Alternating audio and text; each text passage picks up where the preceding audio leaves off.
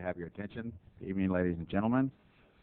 We just returned from our special City Council meeting closed session. I'll ask the City Attorney if he wants to give any reports.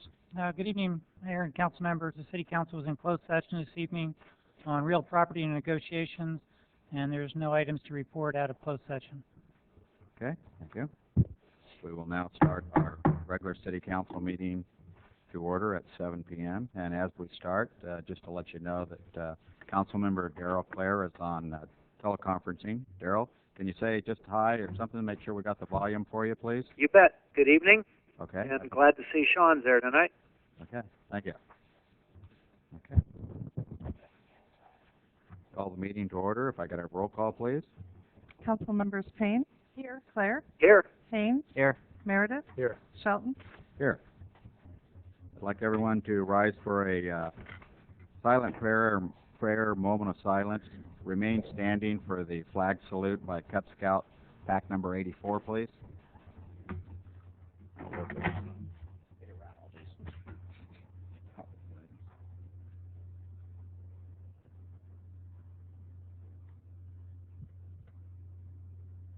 Color guard attention. Color guard advance.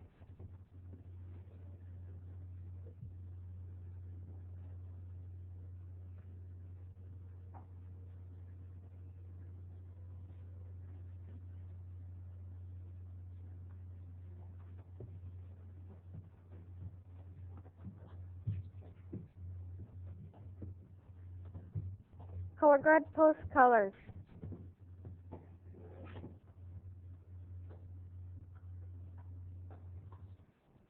Salute. Please join me in the Pledge of Allegiance. I pledge allegiance to the flag of the United States of America and to the republic for which it stands, one nation, under God, indivisible, with liberty and justice for all. 2. Color guard dismissed. Thank you.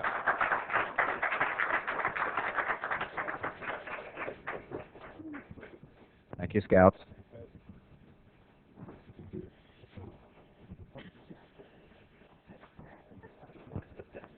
This time during our meeting, I will ask for any agenda approval, additions, and or any deletions. Council? I'd like to pull item G5, G5. local hiring ordinance, bring it back at the first meeting in December. Or you want to pull it completely to December? Oh, okay. Okay. I'd like to pull E3, please. Z or E? Was that E as in Edward? Yes, sir. E3. So let me get caught up here.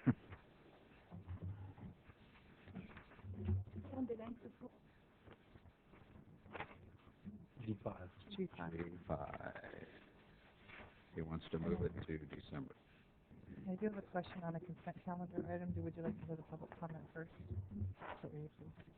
Yes. Well, we have presentation. Yeah. I mean, Oh, I'm when we sorry. get Oh, okay. and Oh, I'm sorry. that's okay. And I jumped ahead, so we'll have the video statement, please. Okay, this meeting of the Galt City Council is being videotaped in its entirety and will be cablecast without interruption on Metro Cable 14, the Government Affairs channel on the Comcast and SureWest cable systems. Tonight's meeting can be seen on Channel 14 and will also be webcast at www.saxmetrocable.tv this Friday and Saturday mornings at 9 a.m. Tonight's meeting can also be seen via live video streaming on the city's website at www.ci.galt.ca.us. A VHS copy is also available for checkout from any library branch. Members of the audience wishing to address council should fill out a speaker identification form and give it to the clerk. Please speak into the microphone when addressing council and state your name for the record. Mayor, before we move forward, if you will, please. G4, the mobile home rent control market study, if we could move that forward to the front of the calendar. I realize you may want to do the consent calendar first, but after that, if we could move it forward. Sure. Okay. You want to move G4 before or after consent? Yes. We've got several of our residents out there who'll be waiting. It's okay with me, council? Yeah. Okay, You want to do that for the presentation we'll do the presentation. first? Then we'll do the consent, then we'll move that item. Correct? So I got it so far? Thank you. Everyone help me out here. Okay, we have a presentation. Okay, representatives from the Department of Consumer Affairs? Anybody from the Department of Consumer Affairs in the audience? Okay. Okay. They're not here, I'll check a little bit later. Check a little later. Okay, we'll move to the comment.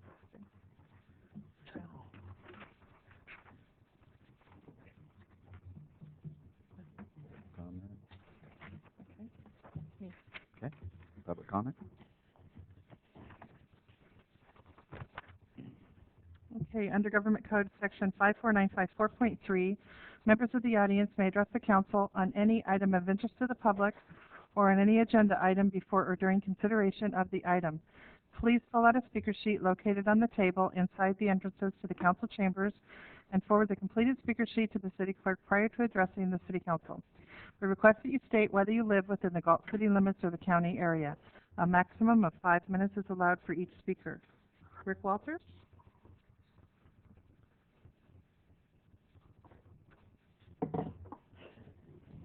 Thank you, Council. My name is Rick Walters, and I live in the city of Galt. My testimony given tonight is intended to exercise my right of free speech and question past, present, and future financial policies of the city. By exercising my right of free speech, I do not intend to degrade or demean anyone. During the council meeting of November the 3rd, I listened very carefully to the positive remarks offered by all council members concerning the financial policies of this city that were enacted from 1999 to 2009. However, my following remarks will bring to light some of the bad decisions and failed policies of the past 10 years. 1. This policy of 2003, which uses the Western Regional Consumer Price Index as a tool to raise utility fees, is nothing more than a tax and spend policy. If this policy continues, our utility bill will be $300 within 10 years. 2. Newly formed lighting and landscaping districts will be used to enhance city payroll, medical benefits, administration, and retirement costs. If this policy continues, expect the new L&Ls to double within 15 years. 3. Return utility checks and late payments will see a possible increase in charges that will result in further hardships for our citizens. 4. Transferring $1.2 million from the sewer and water fund to the general fund. My challenge to this council is this: show me any city, state, or federal policy in writing that permits this type of transfer. Now, the city of Los Angeles just lost a lawsuit for doing the very same practice that we're doing here. So that's something that I've been talking about for the last 5 years, and nobody's listening. 5, Galt market increases of vendor fees and installation of parking meters. This policy decision put a tremendous strain on the available parking and created anger and resentment throughout the community. This search for revenue failed. 6, this policy to hire an assistant city manager for a city of this size, 20,000, was ill-conceived. A policy could have been put into place which simply says when our city reaches a certain population benchmark, that number would then trigger a discussion for need of assistant. Makes more sense to me. 7, wastewater fines amounting to hundreds of thousands of dollars paid by the ratepayer. 8, performance goals for city staff personnel with increases of pay was another special interest endowment paid for by the taxpayers. That failed. 9, the loss of $400,000 for the Boys and Girls Club. That failed. 10, lawsuits by the Police and Fire Association towards the city of Galt. Legal fees paid by the taxpayer. I have tried really hard to understand all of these financial loss and mistakes of the past 10 years. What these mistakes have shown me is this. Our city will continue to increase utility fees, L&L fees, and any other fee it has jurisdiction over for years to come. In my opinion, this leads me to consider a simple truth. Our city staff and council either don't care or don't know how to solve problems without increases. So how can we change this perverted style of governance? First, we must exercise our right to free speech. Second, vote out anyone who has this tax and spend mindset. Third, find new council members who have critical thinking skills, and that's important, who can bring about change without bankrupting the city or the taxpayer. And finally, to the new city manager, my advice to our new city manager is this. Do not go down the path of the past 10 years. Learn by the mistakes of the past, and always, always have the citizens in mind when you change or recommend new policies. Thank you very much. Thank you. Thank you, Rick. Okay, before I call, Department of Consumer Affairs? No? Okay. Before I call the next person, I need to pull item E4 for some testimony later in the meeting. Consent calendar item number 4. Okay, John Slaughterback.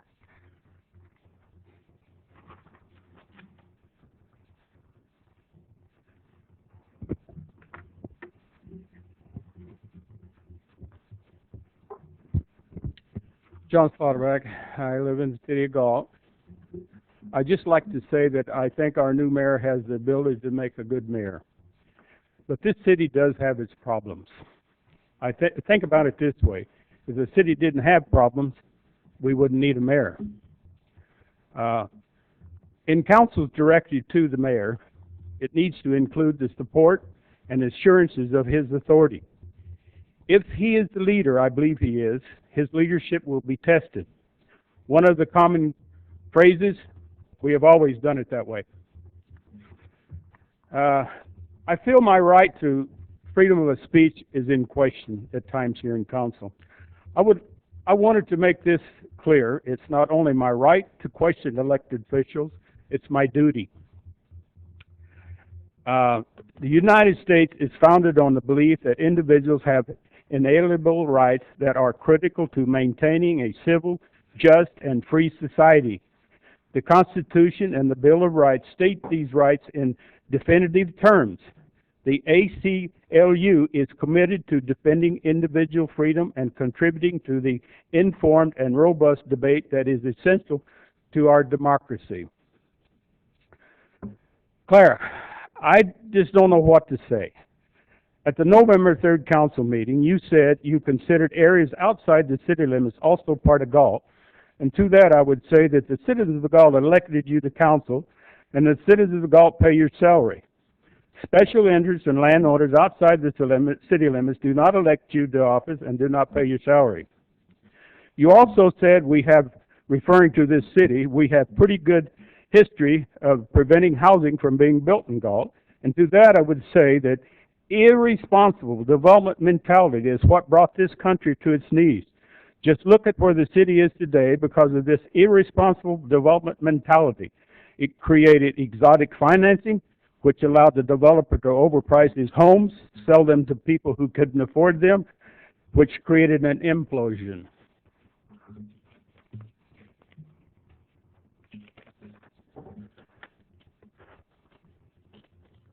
But now that carefree mentality, prospects for development are slow at best, all created by mentality just build without considering any consequences. You also gave a resume of 30 years of accomplishment and work experiences. That reminded me of another time when you said a person can say anything, but that doesn't make it so. With that, I would like to ask the city attorney a couple of questions, if I may. I would like to ask the city attorney, number one is it legal or ethical for a council member to be paid for a council meeting when teleconferencing? Number two question, elected officials are elected to serve the citizens of Galt and perform in the citizens' best interest. Is it a conflict of interest for a council member to appoint a real estate agent, a real estate broker, a mortgage broker, a landowner who lives outside the city limits to the City of Galt's Planning Commission? Could I get an answer to that? Are you done with your testimony, sir? Pardon? Are you done with your testimony? I'll be happy to respond to your questions after you conclude your testimony. Oh, that's it. I'm finished. The state law does allow council members to appear at meetings by way of teleconferencing, and the agenda does indicate that Councilmember Clare will be appearing by way of teleconferencing this evening, so it is in accordance with state law. The other question was, that was one of them. On the elected officials for the Planning Commission, we appoint. Really, it looks like a conflict of interest to me the way we appoint the commissioners to the Planning Commission. Is that ethical or just? I mean, conflict of. Is there anything illegal about that, or ethically not right? I'm sorry, I don't know if I understand exactly what you're indicating is the problem. Well, we have council members that appoint real estate agents, brokers, mortgage brokers, landowners outside the city limits. It just doesn't seem ethical to me, at least not ethical, to appoint members of the community that has interest in other than what the citizens of Galt's interests are. Well, there's no city ordinance that restricts the membership of commissioners to living within the city limits, if that's your question. I guess we just need an ordinance then. So in the absence of a city ordinance, there's nothing that would preclude people being appointed to those commissions that live outside of the city. All right, thank you. Thank you. Thank you, John. Jean Davenport.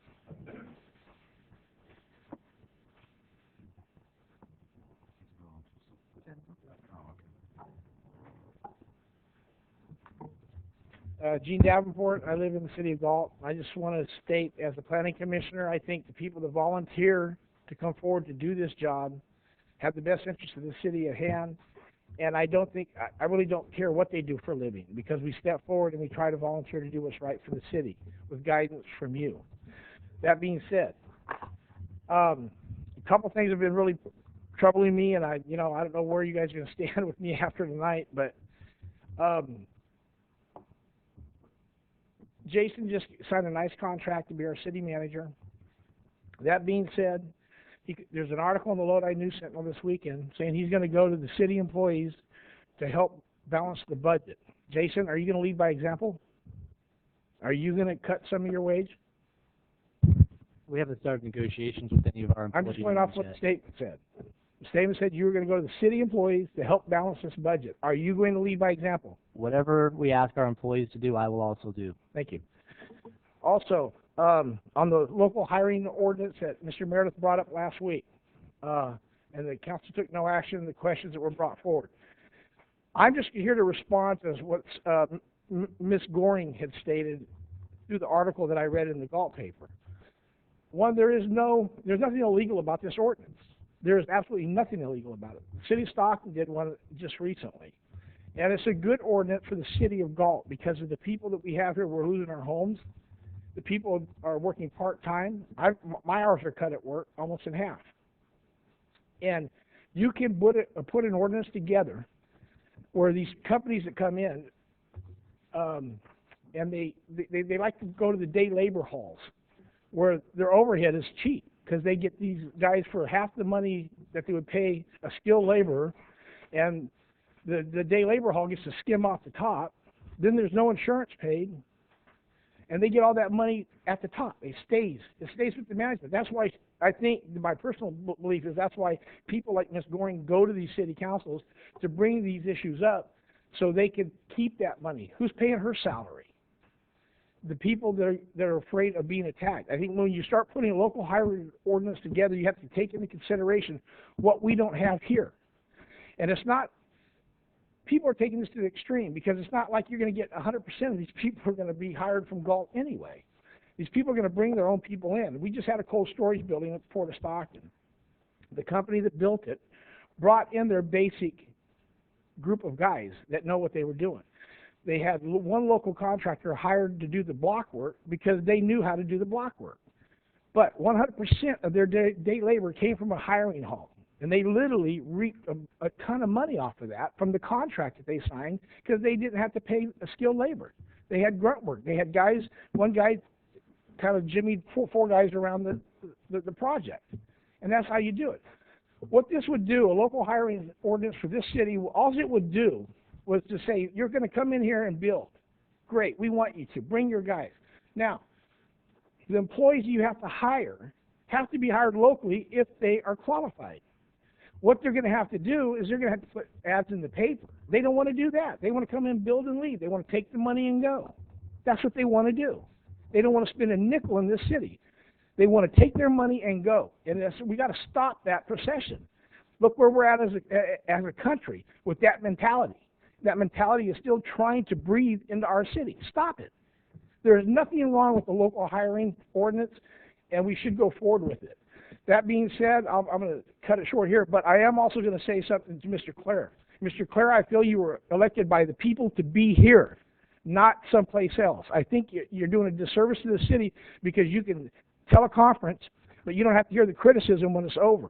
I don't think I've seen you in 2 months. I'd like to talk to you face to face, not on the phone or teleconference. So I think it's disingenuous to what he was elected to do. Thank you. Thank you, Chair. Thank you. And Mr. Davenport, I'd be glad to meet with you in person. No, I'll meet with you, not a phone call. I was in town last week for our council meeting. I'll be there to meet with you, and I'll be there the weeks thereafter. So I'll be glad to meet with you. The rest are all under certain issues. Okay, so we will move to the consent agenda items. If you would read those, please. Okay, on the consent calendar, we have 9 items. Number 1, approval of the minutes of the special and regular meetings of November 3rd, 2009. Number 2, approval of the City of Galt warrants. Number 3, which was pulled for discussion, administrative civil liability order for assessment of mandatory minimum penalties, wastewater treatment plant. Number 4, which was pulled for testimony, emergency operations management. Number 5, Boy Scouts of America use of city facilities. Number 6, skate park rules and regulation revisions. Number 7, a street closure for the lighting of the night parade and Littleton Center usage. Number 8, city park curfew at Harvey and Lions Oak Park. And number 9, revised freeway and maintenance agreements with California Department of Transportation. Okay. We'll go with the ones that were pulled. Number 3. That was the first one, right? Number 3, yeah, what's the first one?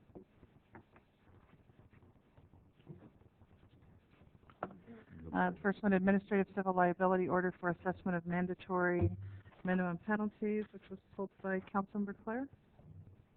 Darrell, did you have any comments or? Yeah, I did. If you go to the document, I guess starting around page 5, there's a variety of dates that don't seem to jive. There's some 2009 dates that I think should be 2010s. That is correct, Darrell. Unfortunately, we put in a draft agreement from the board. If I'm fine with what's proposed, I would just there's too many dates probably to try and go through without being confusing. If we decide to adopt this item, I'd just like to make sure all the dates coincide with the proper sequence of events going from this time through next year. Yes, I apologize to the council. We did find those. I spoke with another council member about that. Your eyes were sharper than mine and discovered those. We didn't change the dates from the prior agreement, and they have actually been corrected already, but it was too late to put them in the package. Okay, that's all I had. If no one else had any comments, I'll move staff's recommendation on this item with the date corrections. I'll second. Motion's been made and seconded. Any further discussion? If none, call for the vote. Aye. Aye? Aye. Aye. Aye. Okay, and we have also, Hold number 4, Emergency Operations Management for testimony, Mr. Slaughterback. Oh, should we ask? please, item. Chiefs here. You have the chief, one of the chiefs here from.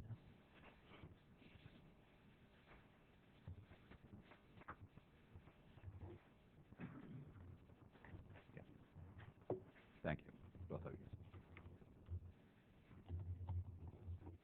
This is John Michelini from Students Service District, and what this the proposal is for the fire department to help us manage our emergency operations plan. They are the experts at managing emergency operation and emergency preparedness, not only in Galt because they're our fire department, but with the county operational area as well as the state and regional operational area. It's a great partnership for the community.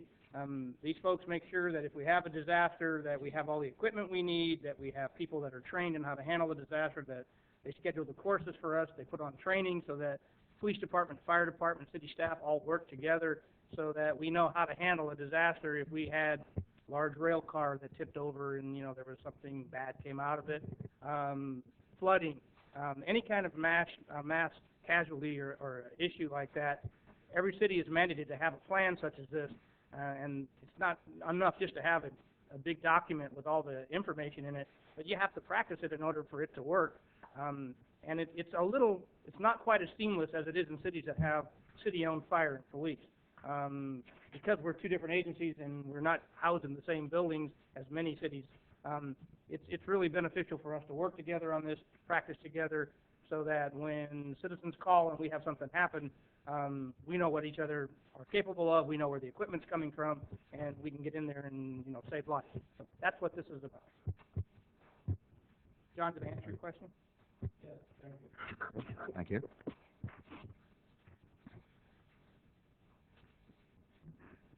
We had no other items pulled? Nope. Okay. Is there a motion for the remainder of the consent agenda items?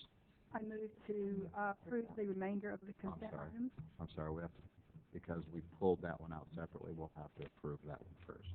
And that was number 4. Move to approve item number 4. Emergency operations man. Is there, the motion's been made, is there a second? Second. Motion's been made and seconded. Any further discussion? None?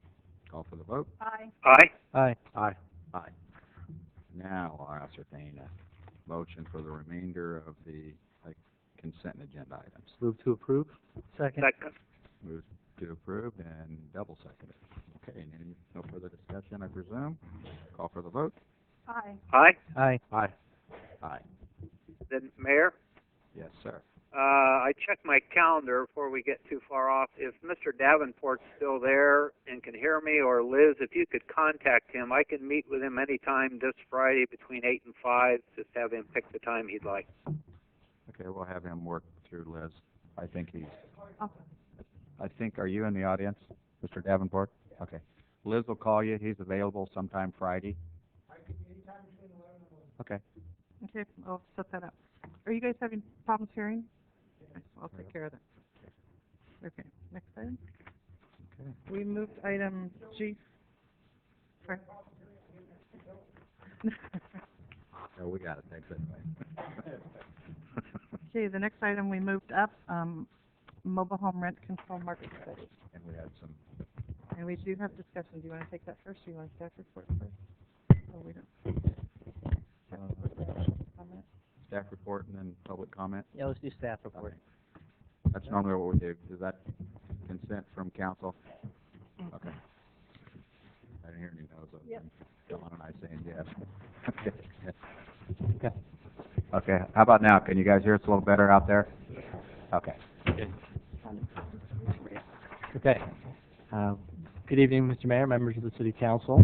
My pleasure to present this report to you this evening. As City Attorney and I will kind of jointly present portions of this report because there are a lot of legal implications that I want him to explain to the Council. But by way of background, the item was brought up by Councilmember Haynes back on September 15th. He requested that staff bring the item back for discussion regarding a mobile home rent control ordinance. The first step in developing a mobile home rent control ordinance is conducting a market study. So I requested that the staff bring back the market study for council consideration.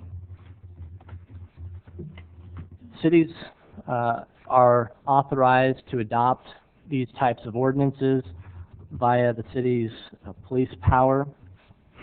Generally, courts have upheld these types of ordinances when the rent control ordinance specifically are rationally related to the governmental purpose, and two, permit the landlord to earn a just and reasonable return on his or her investment. Those are two of the parameters that courts use in defining whether or not a rent control ordinance is legal.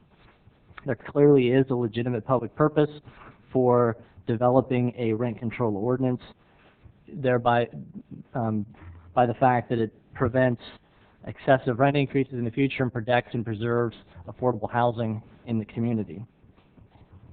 The real key to developing a rent control ordinance and to making it legally defensible is that you must show specific evidence in several different areas. First, you have to show there's an existing housing shortage. Secondly, that there are excessive rents in the existing mobile home parks. And third, that there may be other associated problems in order to justify the rent control ordinance. So that's the purpose of the market study. You would evaluate and analyze this current situation that we have in the city to see if there is justification for moving forward with the rent control ordinance. Specifically, the market study would address the following issues. It would help determine whether mobile home park rents in the city are excessive in comparison to other rents of other types of housing in the city. It would evaluate availability of rental spaces in the community of mobile home parks and vacancy rates. It would determine whether there is a history of excessive rent increases at the mobile home parks in the city. And finally, it would determine how rents currently in the mobile home parks in the city compare to other mobile home parks in neighboring jurisdictions. While maintaining affordable housing is an important goal, a recent court case has addressed whether mobile home rent control ordinance place an unfair burden on mobile home park owners, and I want Steve to maybe address that court case. Sure. The concept of mobile home rent control has been an area of heavy litigation within the last few years, and there is a case that has just recently come out. It was published at the end of September of this year, and it was a federal court at the appellate level at the Ninth Circuit, and this case was out of the city of Goleta. And what occurred is the county had adopted a rent control ordinance prior to the time that the city of Goleta was incorporated. So basically, the city of Goleta inherited this ordinance when they became a city. And the plaintiffs in this case sued the city on the grounds that the rent control ordinance was a taking of their property. Basically, the argument was that the rent control ordinance deprived the property owner of the fair value of their property. And what they argued was that it really was a transfer of some of the value of their property to the tenants. Because what actually occurred is once these properties became rent controlled, the value or the cost to buy a mobile home in these rent-restricted parks actually went up, so that the folks that owned mobile homes in those parks could sell them at higher value because of the fact that the mobile homes were located in a rent-restricted park.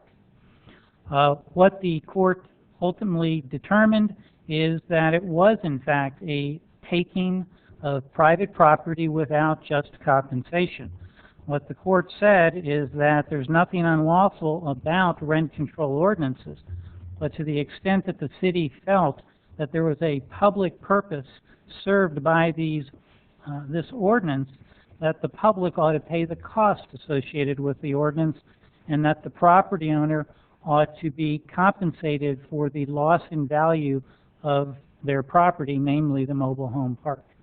So that is the most recent piece of litigation that that we've had on this subject, and the first case that has indicated that it is in fact potentially a takings.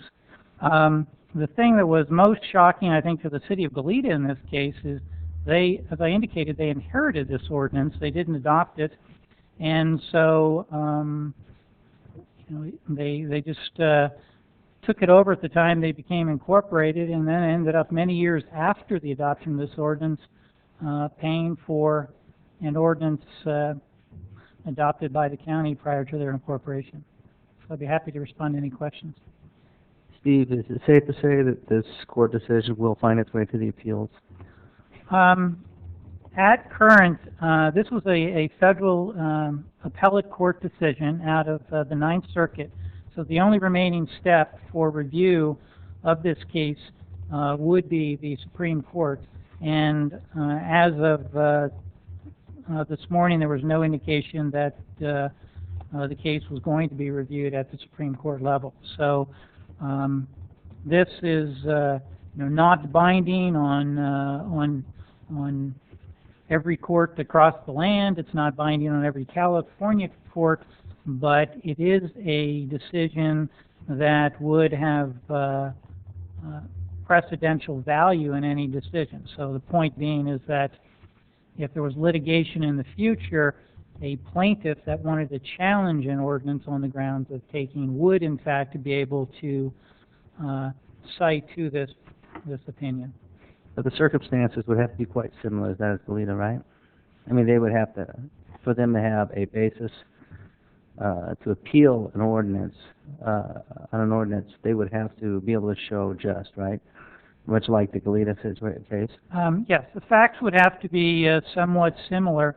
And the thing that was, some of the facts that were critical in this decision was that the plaintiffs could actually show that after the adoption of the rent control ordinance, there was a huge escalation in the price that the owners of the mobile home units within the parks were able to sell their units for.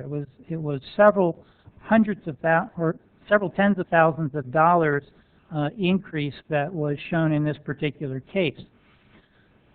The risk, I think, that would be present for any community is that you really would not know whether or not that change in value occurred until after you actually adopted the ordinance.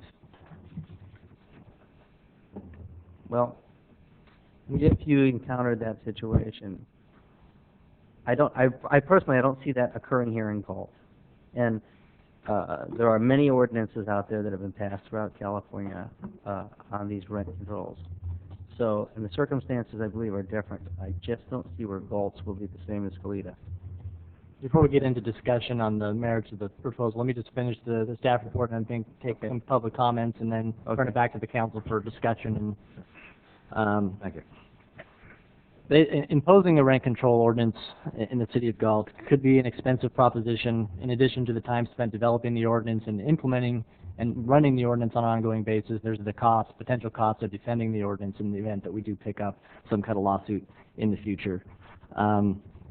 If the council is interested in moving forward, again, with developing the ordinance, the first step is the development or the proceeding with a market study that would address the issues that I've already raised. Staff's estimate, we've talked to a couple different firms that do that type of work. They've estimated that it's in the neighborhood of $30,000 to conduct the study. There is no money in the current budget to do that, so it would require an additional appropriation by the city council in the amount of $30,000. That money would come from undesignated general fund reserves. Be happy to answer any questions that the council might have. Open it up for public comment. Have any questions, or would you like to hear from the public? Let's go ahead and We have about a half a dozen. Yeah, Seven. I'd rather let them talk because then that way I'm not going to repeat what somebody else may say. Do we have, you have them in order? We'll yes. take public comment now, please. Okay, Marie Hall. Sorry. That's okay. Here, I think we have- And after Ms. Hall, John Slaughterback. Marie Hall. Are you out in the lobby? Oh.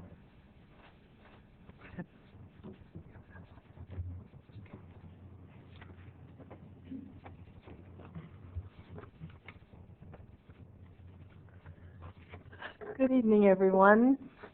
My name is Marie Hall, and as president, I am a resident of the Three Palms Mobile Estates here in Galt. I'm here tonight to support the market study that's needed for the successful passage of a rent stabilization. The study is desperately needed to protect our seniors who live in the mobile home parks. The study's designed to help you to understand why a rent stabilization is needed and who is being affected by it. Our parks are very conveniently located a short distance from the freeway and shopping areas, and are therefore targets for the profiteers who purchase parks like ours. And then they drive up the space rents until they are no longer affordable for low-income seniors. We have a large senior population here in Galt, and we desperately need regulations in order to prevent these abuses. I understand that these are hard times, and you may be thinking that the City of Galt can't afford to pay for a market survey. But hard times have also fallen on the seniors who did not receive a cost of living raise for 2010. However, that didn't prevent their space rents from going up. I realize the City of Galt has been very generous and have given tens of thousands of dollars to special interest groups. So tonight, I'm asking you to consider giving something back to the real citizens of Galt, your seniors, your taxpayers. And just for the record, only 3 of our 4 parks here in Galt are near the highway, which makes them much more vulnerable for predatory investors. Thanks for your time and your efforts, and thank you for caring and for all your past work for us. Thank you, Mrs. Hall. Thank you. Thank you, Ms. Hall. John Slaughterback, and after Mr. Slaughterback, Ruth DeGroot.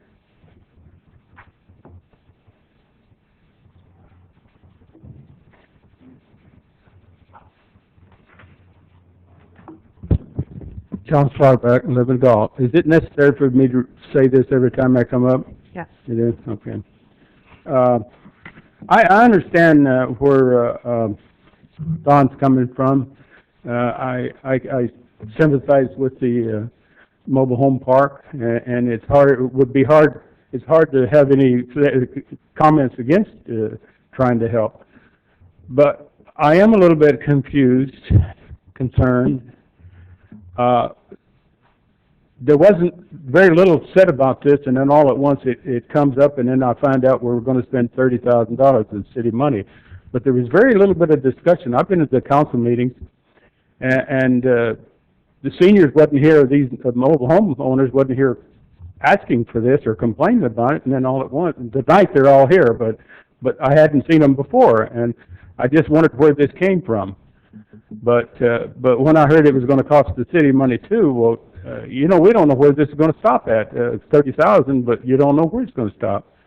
There's a lot of seniors in the city that's hurting too, and we need to implement our second phase water meters, and we're talking about $1,500, $2,000 on those on the second phase water meters, and they can't afford that. If we've got $30,000, I'd like to see you put it over there to try to figure out what we're going to do with these second phase water meters. Now, that's what concerns me. I understand there's a concern here too, but like I say, I didn't know nothing about it till all at once, and tonight we have the the mobile homeowners here, but there was no workshop or nothing worked up on it, and it's kind of new to me, and now we want to spend $30,000. So I understand Don's point of view, where he's coming from, but these things that keep putting on the agenda all at once and then wanting to pass them, I would think that we would work at it a little bit longer where the public has time to comprehend and take in what we're doing. So That's where I'm at. I just don't understand it. It came all at once, and now we're talking about spending money. And I didn't hear them in here complaining before, and I don't know where it came from. Thank you. John, just for the record, we have discussed it in the past. It has been brought up. When we did the conversion ordinance sometime back, about a year and a half ago, we discussed it, and it was discussed at that time. And then that's where it had generated from, and it had been, and then at this point, it was at this point in time that I brought it forward. So Yeah, just to get a feel for it. But I'd heard it before. I did a little bit, but there wasn't much discussion. Just a little bit, few comments here and there. Now we've got a group here tonight, and that's what I would expect to see before now. Okay. Thanks, John. Okay, Ruth DeGroot, and after Ms. DeGroot, Lloyd Logan. Good evening, Mayor Shelton, Vice Mayor Payne, and council members. My name is Ruth DeGroot. I live at Galt Mobile Estates on Lincoln Way. Thank you for giving us this opportunity to express our needs once again.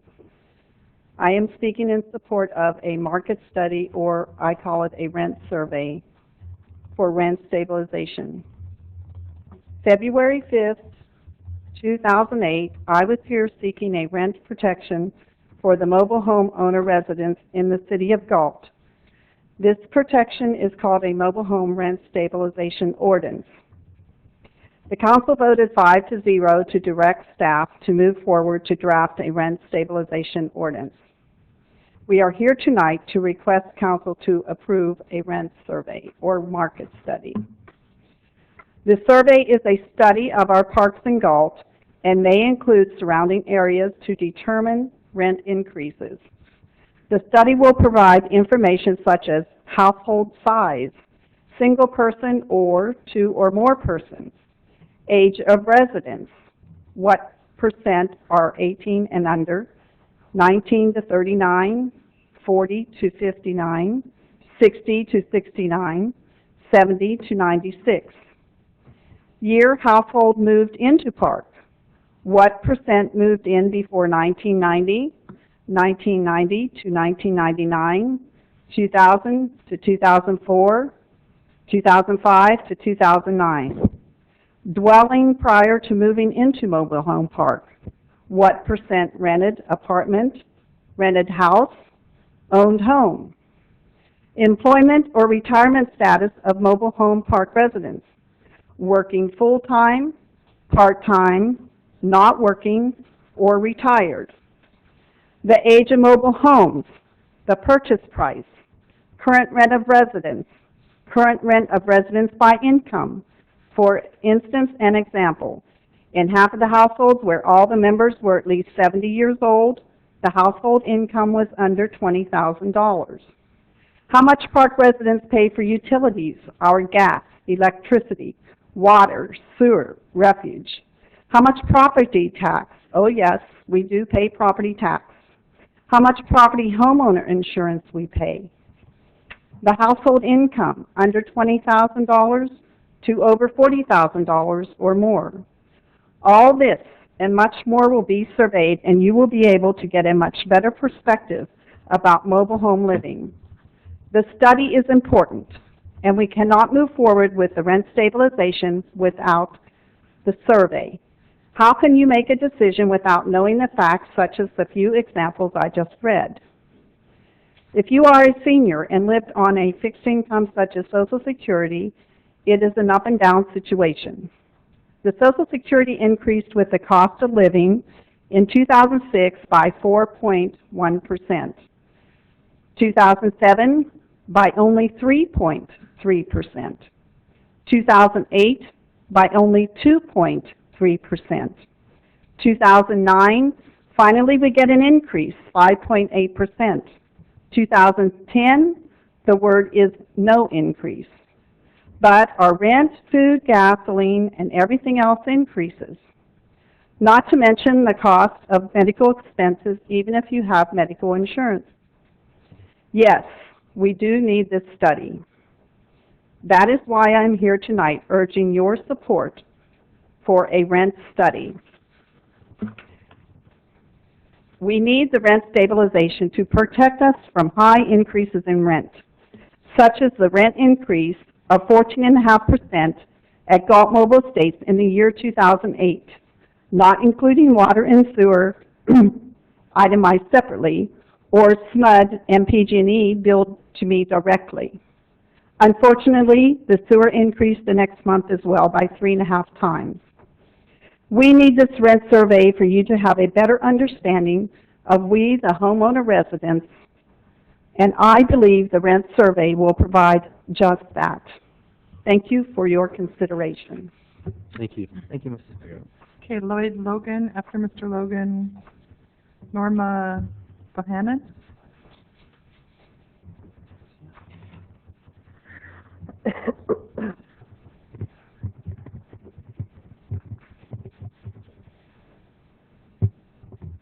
Good evening, Council, ladies and gentlemen.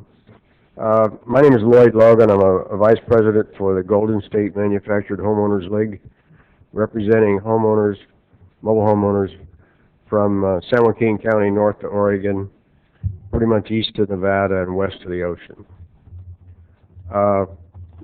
In that area, we have probably 30 at least or more mobile home communities with in cities and counties that have rent stabilization. And it's working very well. The park owners are entitled to a fair return on their investment and are receiving it. And under the guidance of the cities and the counties that have supervision over the amounts of increases in space rents, they're handling it very well and fairly. And the records show that the net profit of mobile home park owners is even far greater than the pharmaceutical industry and others. And in the past 10 years, probably averaged on a net profit basis 30%. You don't find that in any other investment that I know of.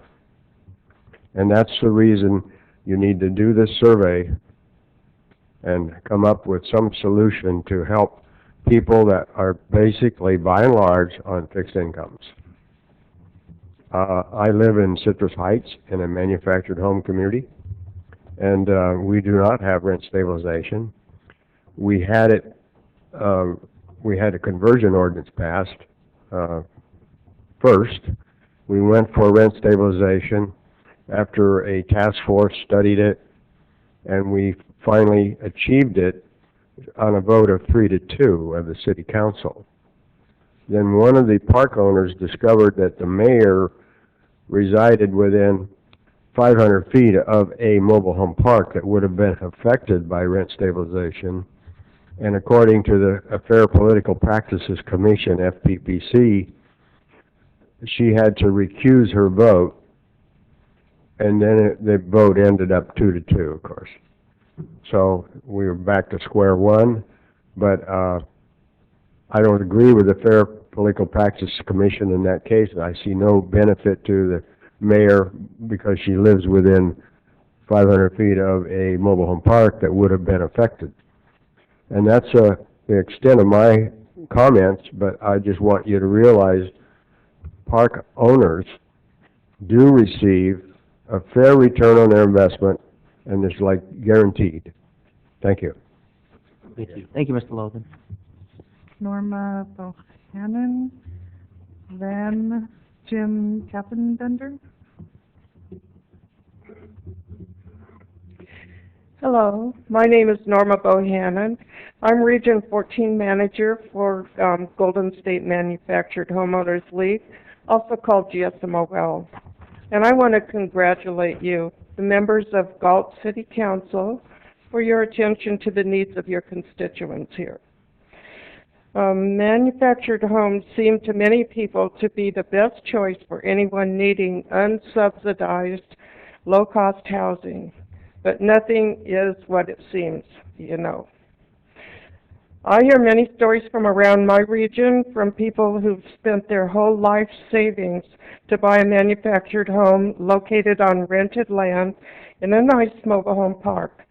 Of course, you know, no sane person would do that unless they agreed to pay the rent charged by the landowner. But after they move in, people learn that rents charged by owners of mobile home parks can always be changed at the discretion of the park owner.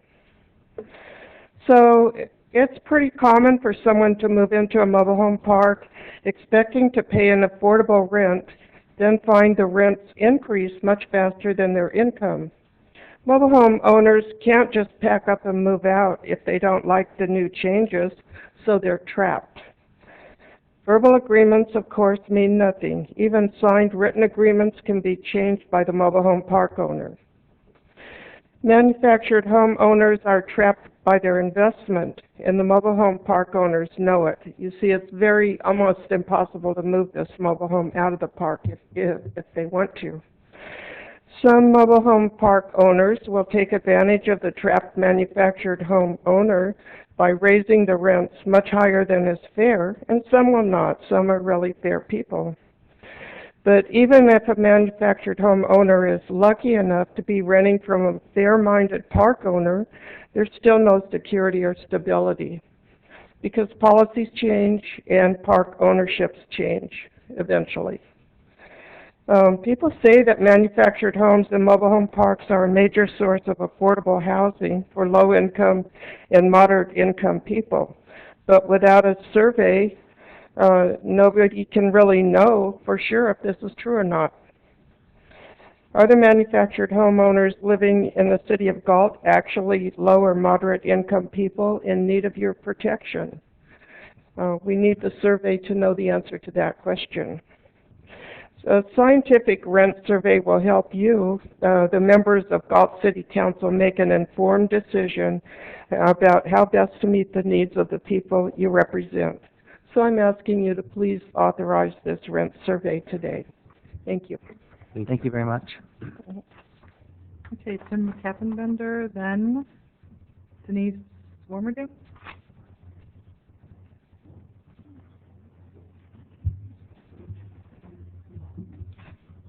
Good evening, council members. I'm Jim Kuppenbender, and I've represented the Galt Mobile Home Estates. There was Mr. Meredith and Mr. Haynes. I've sat down with them several times, discussed various alternative issues to rent control. Good evening, you gentlemen. Good evening. Thank you for coming. I think City Council did an excellent job in outlining the case authority that he discussed with you, which was the Guggenheim case. I do think, Council, however, you missed an important point I think you didn't advise them of, and I do believe that this case being a federal court case on a constitutional law issue as to a taking is the law of the land. I think it will control what your county and your cities do. I think overall, though, you did give them the parameters, but I think here what you have to think of as a city council is what is this going to pose as potential problems to this city if you enact rent control. I don't have the case with me. I've read it, but I do have an excerpt from it. And one of the things that it said as an excerpt from it, from the case says, the decision in Guggenheim versus City of Goleta has reverberated in mobile home parks and city halls throughout the state as cities grapple with the decision whether to repeal their rent control ordinances or face similar lawsuits requiring them to pay millions of dollars to park owners as just compensation. That park owed millions of dollars, not $10,000, not $100,000, millions of dollars. They estimated that some of those mobile home park houses were artificially preserved at about $88,000 rather than $10,000 to $15,000, which they should have been. If, in fact, you exercised some ordinance in that regard, the city could face lawsuits each and every time someone sells a mobile home for that dollar value of that property variance. It would be a taking from that park owner, and it would be from the city that institutes that ordinance. I am not trying to intimidate this council. I've dealt directly with Mr. Haynes and Mr. Meredith, and I told them I think that it would be far better to institute some form of subsidy program for those that qualify and need it. And not all people in mobile home parks need to be subsidized. No one has really been here, even Ms. Hall, and said that the rents are unfair as they are. These mobile home park owners have policed themselves. Even the 14% increase that took place in Galt was done because we paid $1 million plus to put a whole new water system in. that is well below what somebody else would have charged to collect back that $1 million. We've always tried to keep our rents low, and so has all these other park owners that we've dealt with and when conversed with time and time again. I don't think it is wise to spend the money. I think that $30,000 alone could probably meet your subsidy program for 1 to 2 years for those that really need the money, rather than to waste it on a study. I don't think that your mobile home park, people are complaining that the rents are too high. They're just afraid they could be. They're afraid that it could happen. So in light of that, I would caution you to at least have your city council, again, who I respect, did a good job, read the case so that you understand the exposure that you may have, because I haven't even taken the time to outline the potential of multiple lawsuits and where it could take you. And it could happen, you know, even after you institute the statute and sell a property 4 years later, you could face $200,000 or $300,000 each sale. So I'm not sure that the study should be authorized until your council has an opportunity to review the potential legal exposure that the case offers. I do believe it controls the law of the land. Thank you for your time this evening, both. Thank you, Mr. Cooper, Van there. Thank you. Denise Swarmadam, then Al Baldwin. Good evening, council members. My name is Denise Swarmadam. My husband and I have an owner interest in Heritage Mobile Home Park.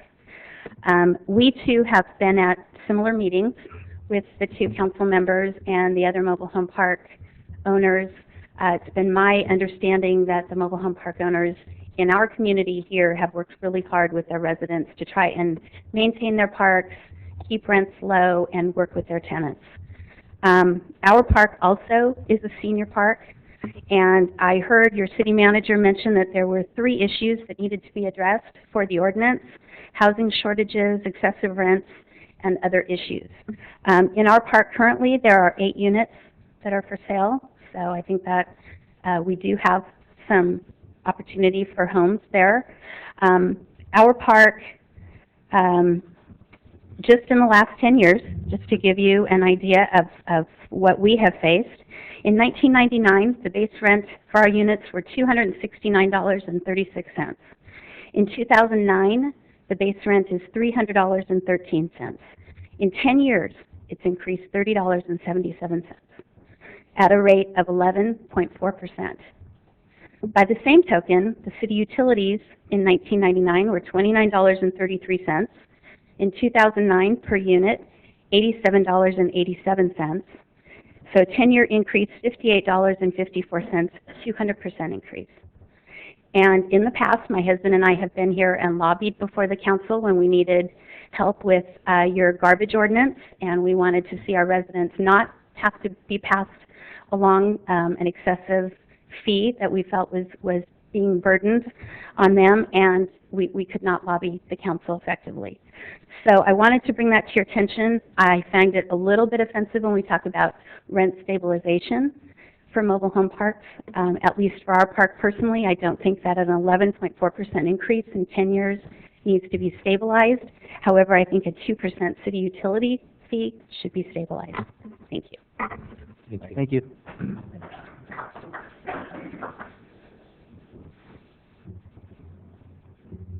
Al Baldwin. One more, Doug Johnson, after Mr. Baldwin. Al Baldwin, live in Galt, live in a wonderful mobile home in a nice park. And I don't know whether you'd be hated tonight or looked on a little differently or just loved. You never know. But, well, you got to have a little humor in tonight. It's gotten a little serious. I'm going to read to you what I have to expedite the time, and then I'll make comments as I go through it, maybe. I've done some research on this rent control proposal, and I'm not in favor of doing a study costing $30,000 and then costing more if it did pass. I don't know of anyone that has a problem with their rent. The only problem is the high cost of utilities that keep going up. The cost of living is going up, but the incomes of us old people are fixed, and there is not going to be any raise for the Social Security for the next 2 years. The rent is fine, and if you sign a lease for 2 to 5 years, the rent won't go up. Most if not all of the parks have rent plus water garbage together and added to the rent price. When the sewer and water rates plus garbage go up, it looks like the rent that went up. I mean, you get one big bill and it looks, all of a sudden it goes up $10, $15. You say, oh no, my rent's gone up. That's way too high. And that's the way a lot of people look at this, by the way. We have 7 units unsold. I thought it was 7, but I just found out it might be 8. But we're in the process of selling one now. So that's positive, and that's good. In the park I live in, and they are underpriced by not selling. And they are underpriced but not selling. It's not the owner's fault, it's the economy that's holding us back. This is not the time to do this study. It's just not needed. I could see if we had a large problem, but we don't. Councilman Don Haynes emailed me and said he wanted to be a proactive, and I like that. I think that's very positive. It's quite unusual because most of the people in Galt don't seem to want to be proactive, and that's great. I like to hear that. And I like Councilman Haynes, and he said Councilman Haynes said either converting parks to other uses or increasing rents and utilities to increase profits. Oh, I didn't say it all. Haynes said, we have seen a current trend of investors purchasing mobile home parks and increased profits. My question is increased utilities to increase profits. You don't make money off utilities. I can't see how they're making money off utilities. I don't remember putting anything about the utilities, but that's okay. Well, it's in the email. So okay. I'll go back and look at it. Yeah, I understand. That's why I brought it up, because I didn't see it. I see where you can make a profit at it. My question is where did you have these problems? Not in Galt. How can you make a profit on utilities? That's what we just discussed. The parks need some upkeep to be done, fences, streets, and other things, and that may be added to the cost of maintaining the park. The mobile homes went up in price with the housing boom, but the rent did not raise very much, at least not in our park. But the utilities did go up and never came down. Our homes have lost value, just like all the homes have, but the utilities keep going up. I want to give you an idea, and some of the people saying, well, I heard a comment or two back there when I was sitting there, when the quote was in 1999, $269, and now it's $300. And they said, oh, boy, you're lucky. Well, let me give you a quickie here. The Country Villa and Three Palms, I believe, and Three Palms for sure, is at $305 on their rent. Now, this is proving my point. I'm glad they're saying, what? The difference is that in 1999, it was $269. I don't know if theirs was $269, but, you know, it's not relevant then. But $300 is what they're paying for rent only now, approximately $305.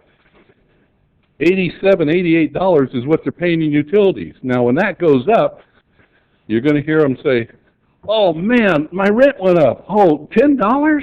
Oh, wow. They're all going to say that. But they don't know what the rent is. They get a bill, but they don't look at it. They just pay it every month. That's my idea.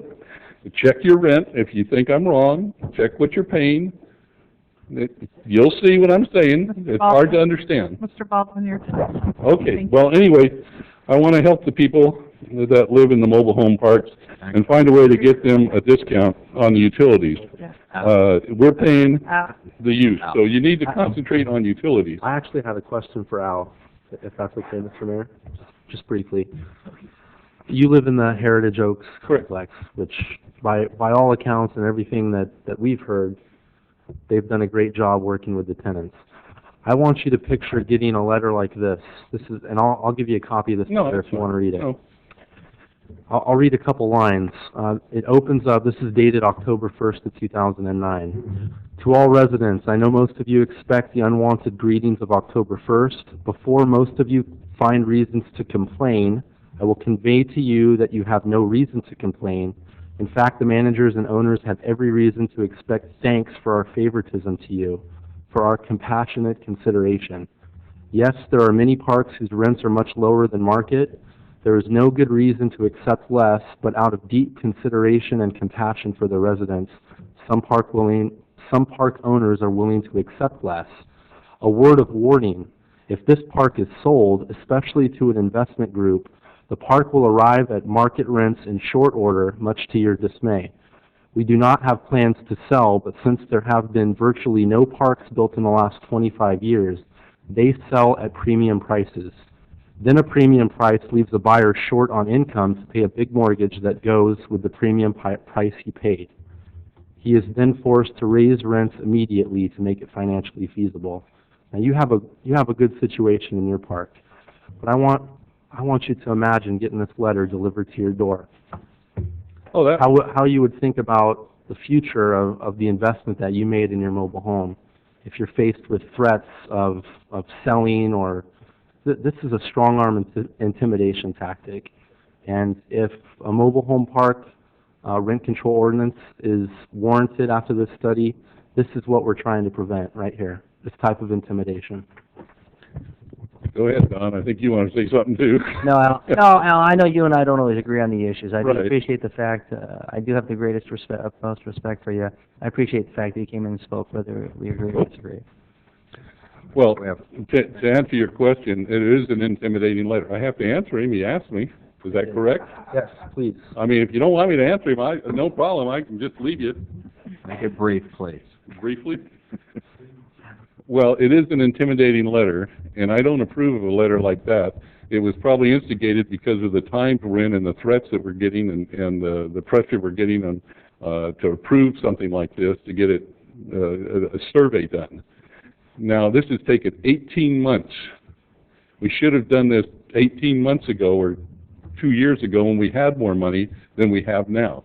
We don't have a lot of money now. And if you want to approve this, then we should approve Andrew's deal on getting jobs, and we should approve another thing about doing a survey on whatever. We don't. Where's the buck stop on the money that's going out of this town that we don't have?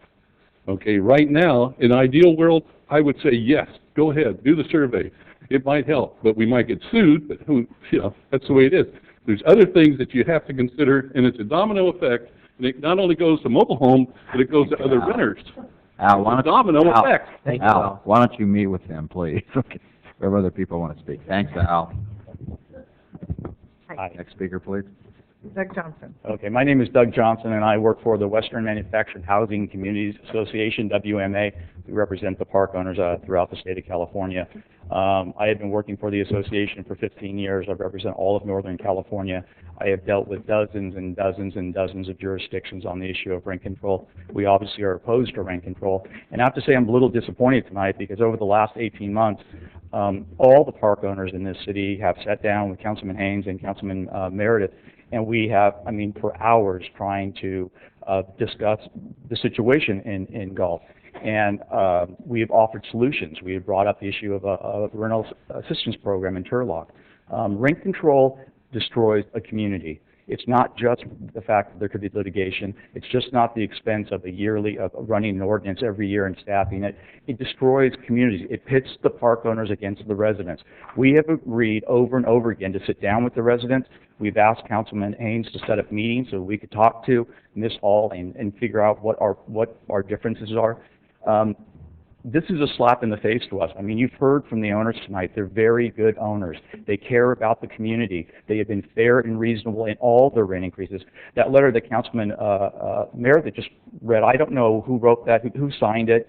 I can't imagine that it came from any of our park owners. It did, and I don't want to say the name of the park owner on the microphone, but if you want to see a copy of the letter, absolutely, I'll show it to you. Absolutely. And furthermore, over the last couple of years, probably I'd say about 12 jurisdictions in Northern California alone have looked at the issue of rent control, and every single one of them, including West Sacramento, Yolo County, Lake County, San Joaquin County, the city of West Sacramento, they have rejected rent control over and over again. And I think if you look to what's going on in Goleta, that city, it has cost the city and the park owner over there millions of dollars and years in litigation. The rents in Galt are fair and reasonable. You have good owners. And there's been a tradition of low rents here. And I'm afraid that, with all due respect to Councilman Haynes, there will be that similarity to Goleta, because I think the rents have remained low here, and I think that the court would find that if you adopted a rent control ordinance, that it was unnecessary and that you've taken the value from the park owner and given it to the residents. You've had the attention of all the park owners from day one. We've all met with you. We're here. Their association is here. It seems to me that we're putting the horse before the cart with a study. Again, $30,000 is a lot of money that could be given to set up a rental assistance program. The city of Turlock right now, I think they budgeted for the next fiscal year $124,000 to assist their residents. But again, those residents are qualified. They've shown need. And I think that's the direction that we need to take. And again, we're all here.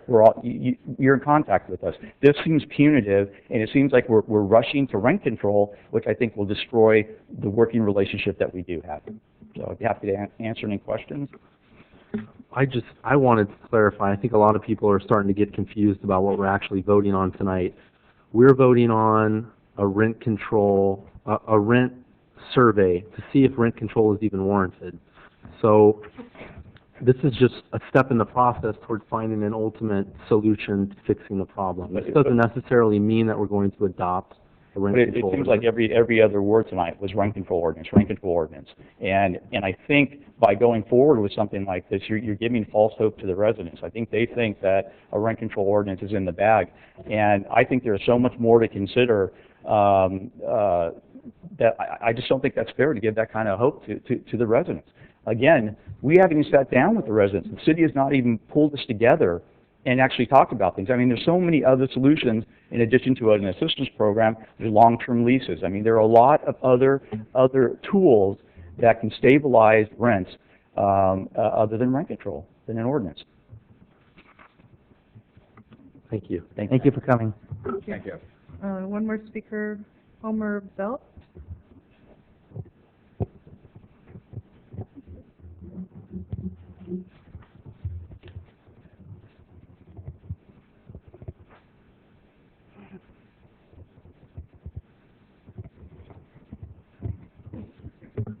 My name is Homer Belt.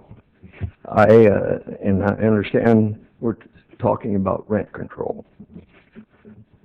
I own Three Palms Mobile Estates and Country Villa. We talk about rent, which I don't think Galt has a problem at all with that. If we compare rents, like a gentleman in the crowd here said, Three Palms rents are $305 a month per space. Do you know what a park in Lodi is? It's $575 a month. It's well over about $150 per space more. So I don't see why Galt has a rent control problem and why they would spend $30,000 on a problem that they don't even have. But if you could come back and say, well, that's Lodi that charges that. But that's not true, because when you buy a mobile home park and you request financing for it, the lender wants an appraisal. And in that appraisal, he's going to state the rents for instance, this area. He'll state the rents for Marysville, Stockton, Diamond Springs. That's all comparable to come up with a price of an appraisal that's fair to everybody, to the buyer and the seller. So we're in the sphere of influence of Lodi. So that's why I say we are so far below. It's ridiculous. And when it's $575, the rent's $575, that's the market. And everybody should be able to come to the market, arrive at the market, because in Lodi there's no fight for rent control. It's very quiet, and that's the market for this area. So I don't see the purpose of us being here. About 6 months ago, we talked about it, and I thought it was settled, and it was kind of a surprise to me that we were brought back in here to talk about it. But I think that's what I believe, and I really don't see why the city would spend that much money on a problem they don't have. Thank you. Thank you, Homer. That's all the speaker sheets I have. Okay. Comments from council? Barbara? Okay. A few years ago, I was contacted by a recent resident of a manufactured home park with her concerns about the possibility of a park being sold or rent increases forcing those living in the park to abandon their homes or dealing with the possibility of losing a spouse and becoming a one-income citizen. The impact to many senior citizens could be devastating. A city ordinance was passed governing the requirements of park owners wanting to sell their park for development. Today, what we are considering is a market survey that would cost $30,000 to initiate proceeding to decide if rent control or rent stabilization regulation is warranted. In today's economy, it is important to consider spending now more than ever due to the uncertainty of the future revenue. I would charge the owners, or not the owners, but the residents of the mobile home parks to help us out here and help us gather the information before we spend the $30,000 on a survey.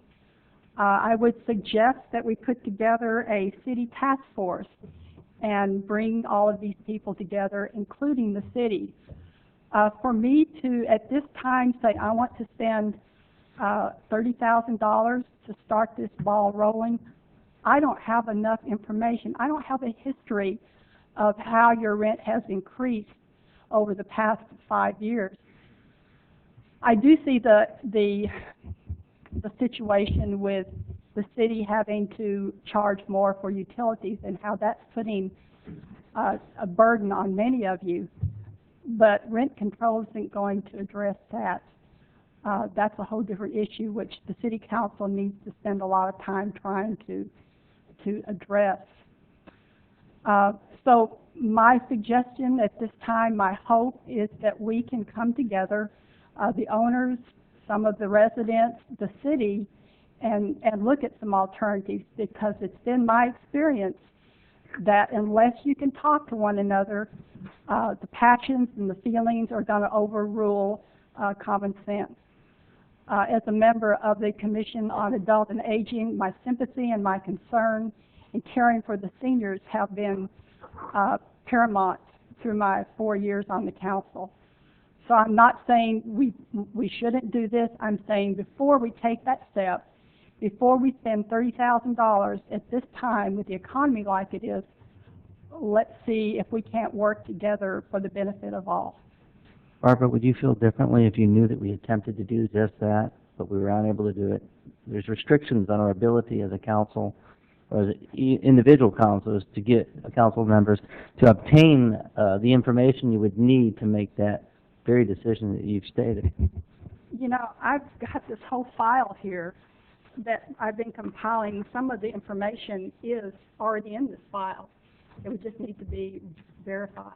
Steve, you and I have had discussions regarding, my request for obtaining information in order to establish whether or not a rent stabilization was warranted. And I'd asked for information, for example, about what we charged our park owners for utilities, and I wanted to obtain other information. And can you just give us a little background on what you told me at the time? There are laws that restrict the disclosure of information on private utility accounts. I believe that's the discussion that we had. Yes. But there's certainly nothing that restricts individuals from voluntarily providing information to the council if that's the desire of the council. but I also at the time had requested or talked to the park owners, and I wanted to obtain a history of the rents, which I wasn't able to do. So, but for the background information that you really need to make that decision, you really need a third party, somebody who's impartial, to do that study, to obtain that information, because you're going to find that either the park owners or the residents or one party or the other is not going to agree with it and may challenge the information. But with a third party, you're going to get more information that you would be capable of obtaining through staff and or even the park owner. So I think that the real logical path to take at this point would be a study. And as far as the $30,000 go, I would challenge that. I don't think it's going to take quite $30,000. And I know we're talking about money, and I just want to put a little bit at ease, but there's several groups in this community, if they came here tomorrow, that they would probably get $30,000, or there's a good probability they would receive $30,000 if they needed assistance. And it was only a couple of weeks ago, or a couple of meetings back, when South County Services came here and requested some assistance. And we had no problem offering up $50,000. So for a group of individuals, a large population of seniors who live within our community, I just don't think that it's an unreasonable request. So I appreciate your input. I'm not here to debate my I just wanted opinion or your opinion. I'd be glad to discuss it further with you, but I'm not willing to have a debate with you at this time. no, I just wanted to give you a little bit more information and background. I don't, That's okay. Thank you. yeah, I don't think let me just chime in here, because normally I don't do that. Don, would you be receptive to, yourself and Andrew meeting maybe just one more time with like the homeowners association and the park owners and maybe with a staff member or something? Before I have no objections to meeting with them. I have no objections to that at all, Mayor. But and then I just want to know that, we will sit down and that we will discuss it. Mm-hmm. Yeah, I'm just trying to assist in moving this along. So is my intent. I guess my concern is simply this. Let me put it bluntly to you: is that we have met with the park owners on several occasions. We've met with the residents. We have looked at alternatives to a rent stabilization, and none of them have been able to pan out. We've not been able to come up with a reasonable compromise. If we had, I wouldn't be here tonight. So, we can go back to the drawing board again, but to be honest with you, I think that we have already made every possible attempt. I think a study is really what's warranted now to move forward. It's not saying that we would go forward with a rent stabilization, but I think you need to study to really get the information you need to make that educated decision. So, I hear what you're saying. I'm just getting from the public and people that spoke that okay. It sounded like maybe there is an issue, but there isn't, and they would be willing to maybe sit down one last time. Just my thoughts. This is how, Mr. Mayor, this is how we're going to find out if there's an issue. I understand.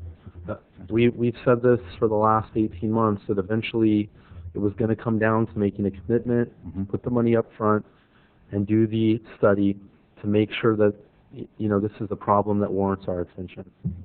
And we can keep dancing around this issue for another 2 years, but people are going to keep suffering, and people are going to keep coming here to the city council asking for attention. So I think we've reached the point where we need to get some hard facts, and we need to find out one way or another if this is something that council needs to move forward with.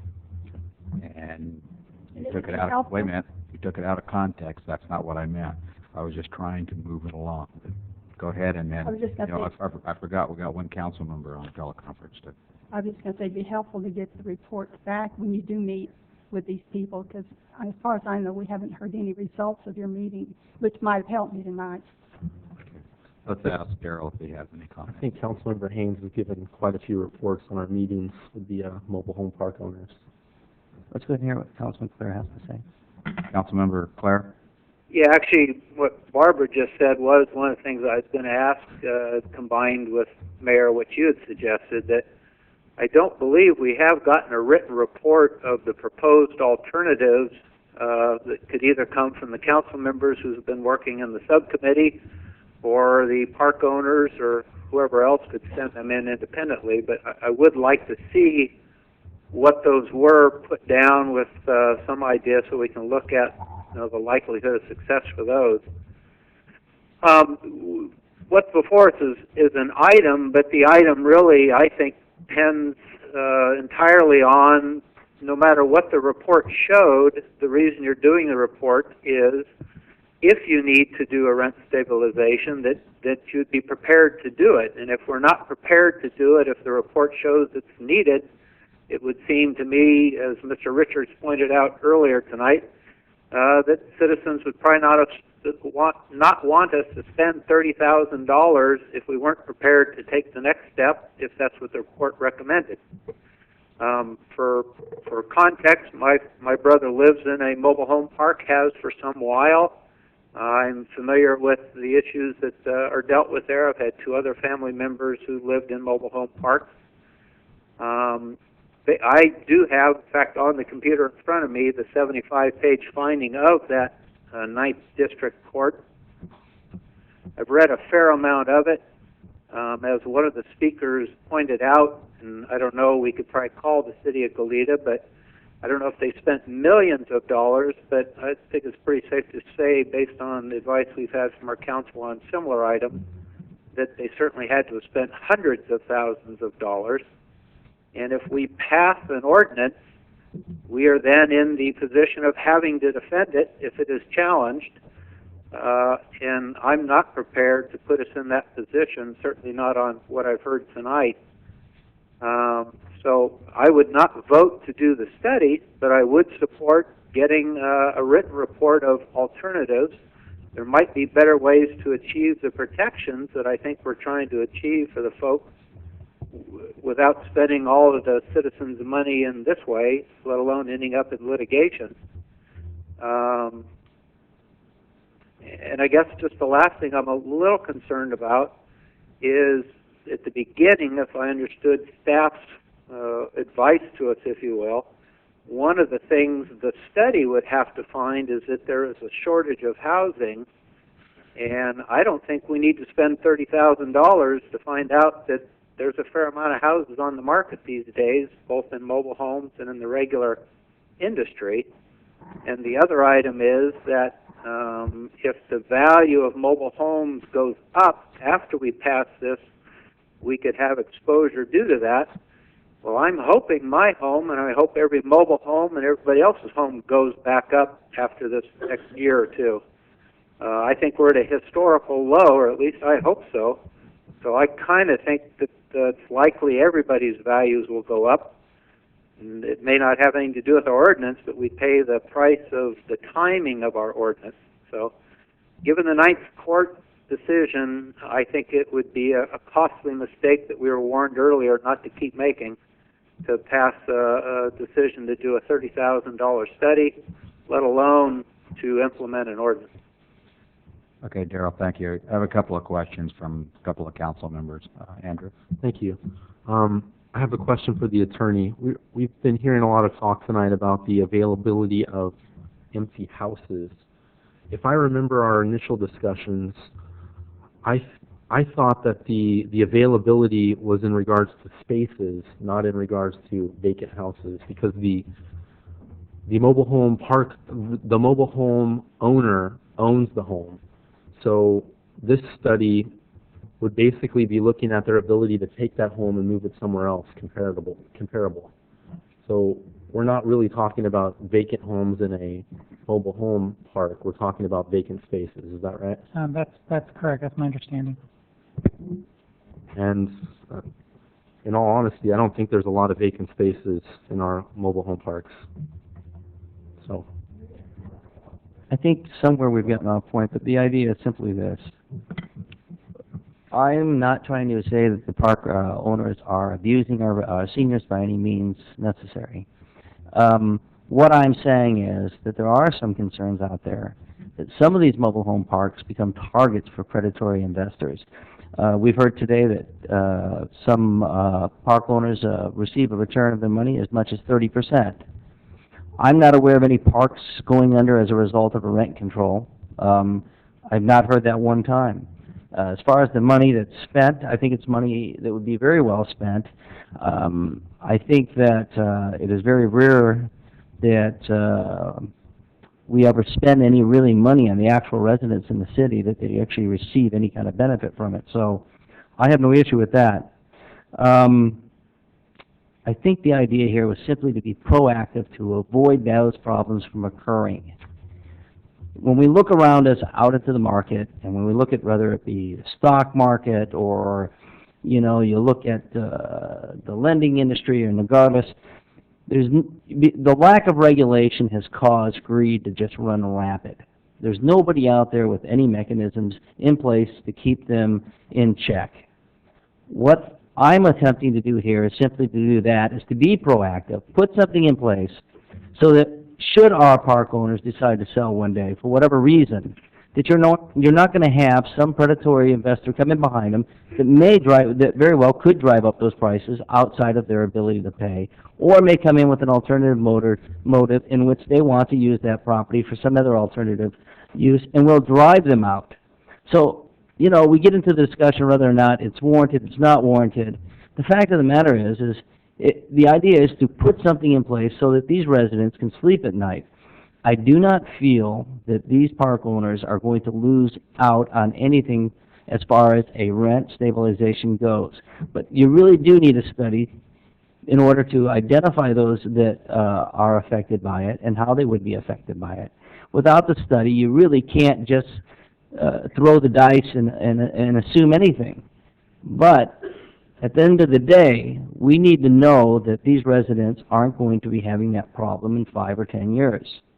So my request still stands for tonight. I'm still going to request a vote. I think it's something that's necessary. I think it would be a benefit to these residents in the long run, but you really do need the study to know that. I don't feel that our park owners would be affected by it as much as people seem to think. But I do understand their concerns, because I personally would be a little concerned if somebody came in and wanted to possibly put a limit on what I was able to do with my investment property. So it's definitely no disrespect to those park owners at all. So I'll leave it at that.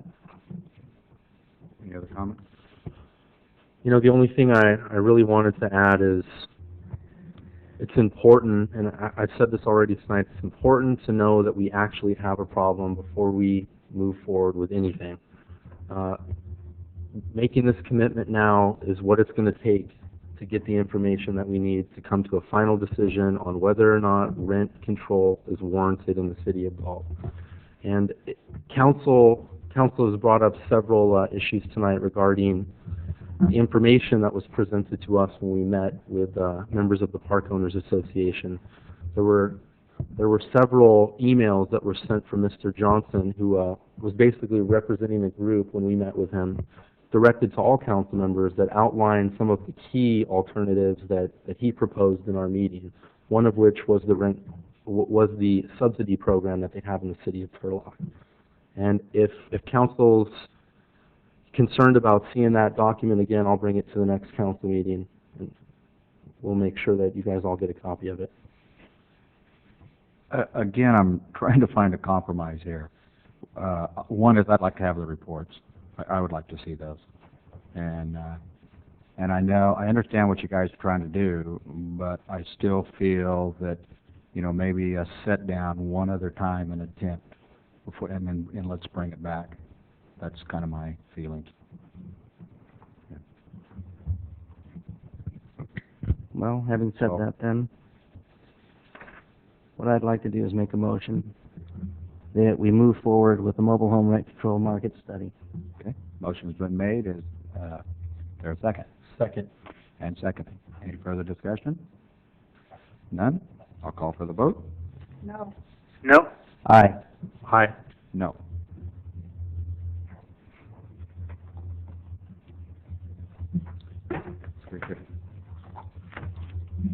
I can still get copies of the report, though. Yeah. Okay, thank you. I appreciate that. Okay. Next item. We are at scheduled matters, I believe. Yes. scheduled matters, subject is the COPS funding for the police department. Chief Catalico.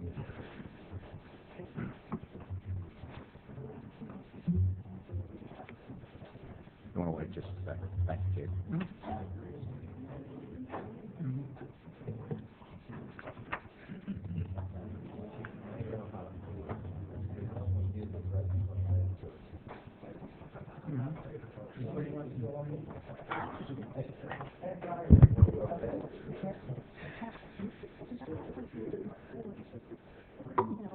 Something you said, Chief?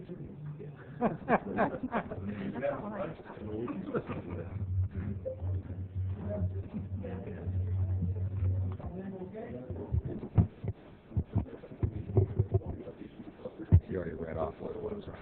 Okay. Al. Can you close the door behind you, Al? Or I may as well. Okay. Chief, please. You ready?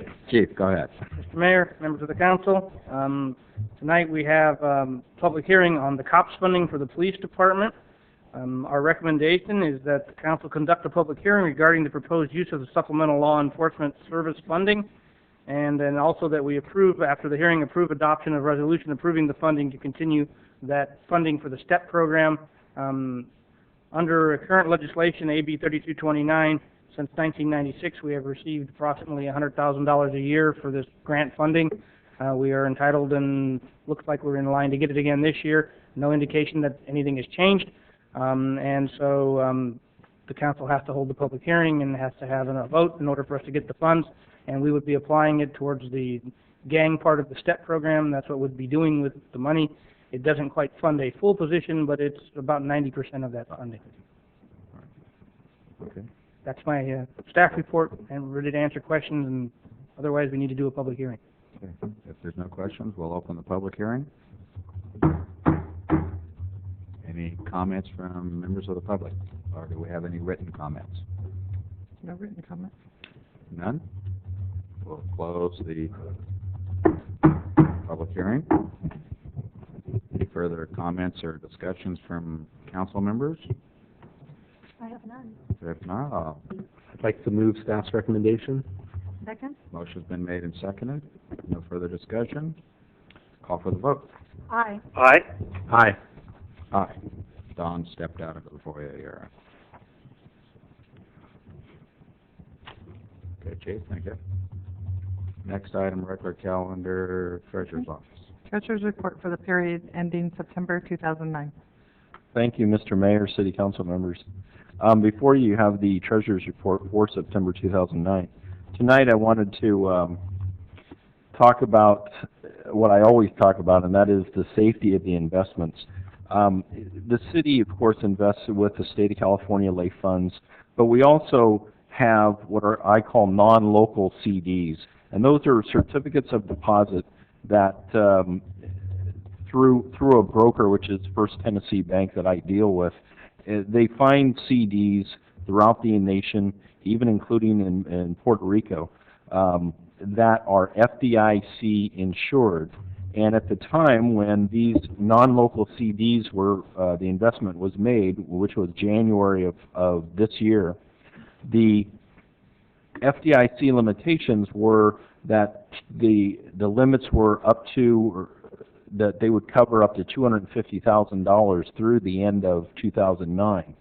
For those of you who do not know, the rules have changed in the fact that now FDIC is making that $250,000 limit all the way now through the year 2013. In my crystal ball that I'm looking at, I think they'll just simply make that a permanent change come 2013.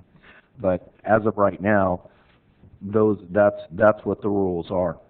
I also want to say that we have local CDs in the fact that we have $6 million at Farmers and Merchants Bank right here in Galt, and also $1 million at Premier West Bank. And I think that's very important. Now, with those local CDs, those banks have securitized those CDs, which means they have put up 110% of securities which is being held by an independent third party to protect and make sure that those CDs are safe in case there is some failure. So, of course, that's very important. We currently have, as a city, approximately $8 million invested right here in the community with Farmers and Merchants and Premier West Bank. Now, having said that, after, of course, I make sure that the investments are safe, we try to get the highest deal as possible. State of California lay funds for September was simply 0.75%, which is 0.75% per year, which, is honestly, that's the market these days. Overall, that's why I keep as little as possible in there. Overall, the city for September made 1.62%. So, which is, given the economy, that's not too bad. I do also want to mention or point out a mistake that I made in the treasurer's report, which I'm just going to tell you verbally. If you look at the council members, if you look at the last page as far as the interest earned for 2009, 2010, the total amount of $174,000 is incorrect. That amount should actually be, so for the very first quarter of the fiscal year, the amount should be $319,629.40. That's how much interest that we earned in that quarter. It, of course, will be corrected immediately. With that, I ask if you have any questions, please ask. Otherwise, I ask for your approval for the Treasurer's Report of September 2009. Comments from council members? I have no questions. If none, thank you. Move staff. Oh, we're not actually taking any action on this. We're just accepting the report. You're just accepting the report, yes. Okay, thank you. Next item, please.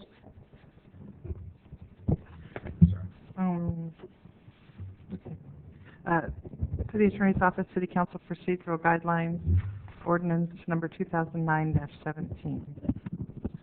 Good evening, Mayor and council members. This is a follow-up to the adoption of the procedural rules at the last meeting. When you adopted those rules at the last meeting, you also introduced an ordinance in order to make the municipal code consistent with the procedural rules that you adopted. In particular, there were provisions in the municipal code relating to the time of meetings that was inconsistent with your rules. The adoption of this ordinance will amend the municipal code in order to be consistent with your procedural rules and clarify your authority to amend those rules by resolution as you deem appropriate from time to time. With that, I'd be happy to answer any questions. Any questions or comments? First, Attorney? I did have one question. Since we have this on the agenda, essentially under the city clerk's office, would it be prudent just to have both discussions at this time before we do the second adoption? Okay. Council's pleasure. I mean, this was Yep. just, no. You saying okay? You said okay. Okay. Yeah, I'd like to move up what's under the city clerk's office so that we can have both of these discussions at the same time. Okay. So it's a verbal, discuss, and take action as deemed appropriate. Okay. Was there city attorney or? For a report online. I don't really have much of a report. In some discussions with council members last week, it seemed like there were some misunderstandings under a couple of the sections. One of them noted on the agenda for 4.8.8, but I believe also some other sections. So we wanted to bring this back to council to have the discussion so there aren't any misunderstandings and everybody is on the same page. Okay. Some background. Last week I asked to put an agenda item on the agenda for this meeting. I was told by staff that I needed to go to the city council and essentially get a majority support in order to put an item on the agenda. And I asked for clarification as to where it says that in the council procedures that we just adopted, because when I read through the first time, I know that there was nothing in there that dictated that a council member had to get a majority support from the city council just to bring an item back to the agenda. So I asked for some further clarification. I spoke with the attorney tonight about his opinion, so I'll just ask him to reiterate that again tonight so that we're all crystal clear about what the actual verbiage of the council procedures that we've adopted dictates. The rule that would address council members placing item on the agenda is in your rules at 4.5.1, and the second sentence in that section indicates that city council members may request that items be placed on a future agenda at any public meeting of the city council. My recollection from the discussions that occurred during the ad hoc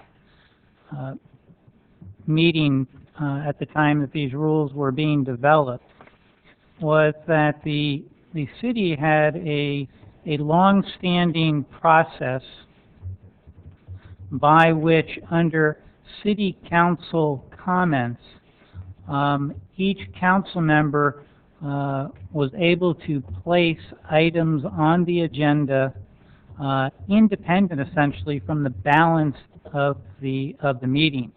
That item, city council comments, under the Brown Act, is intended just for that, council member comments. It's not intended to necessarily be a heading for individual council action items.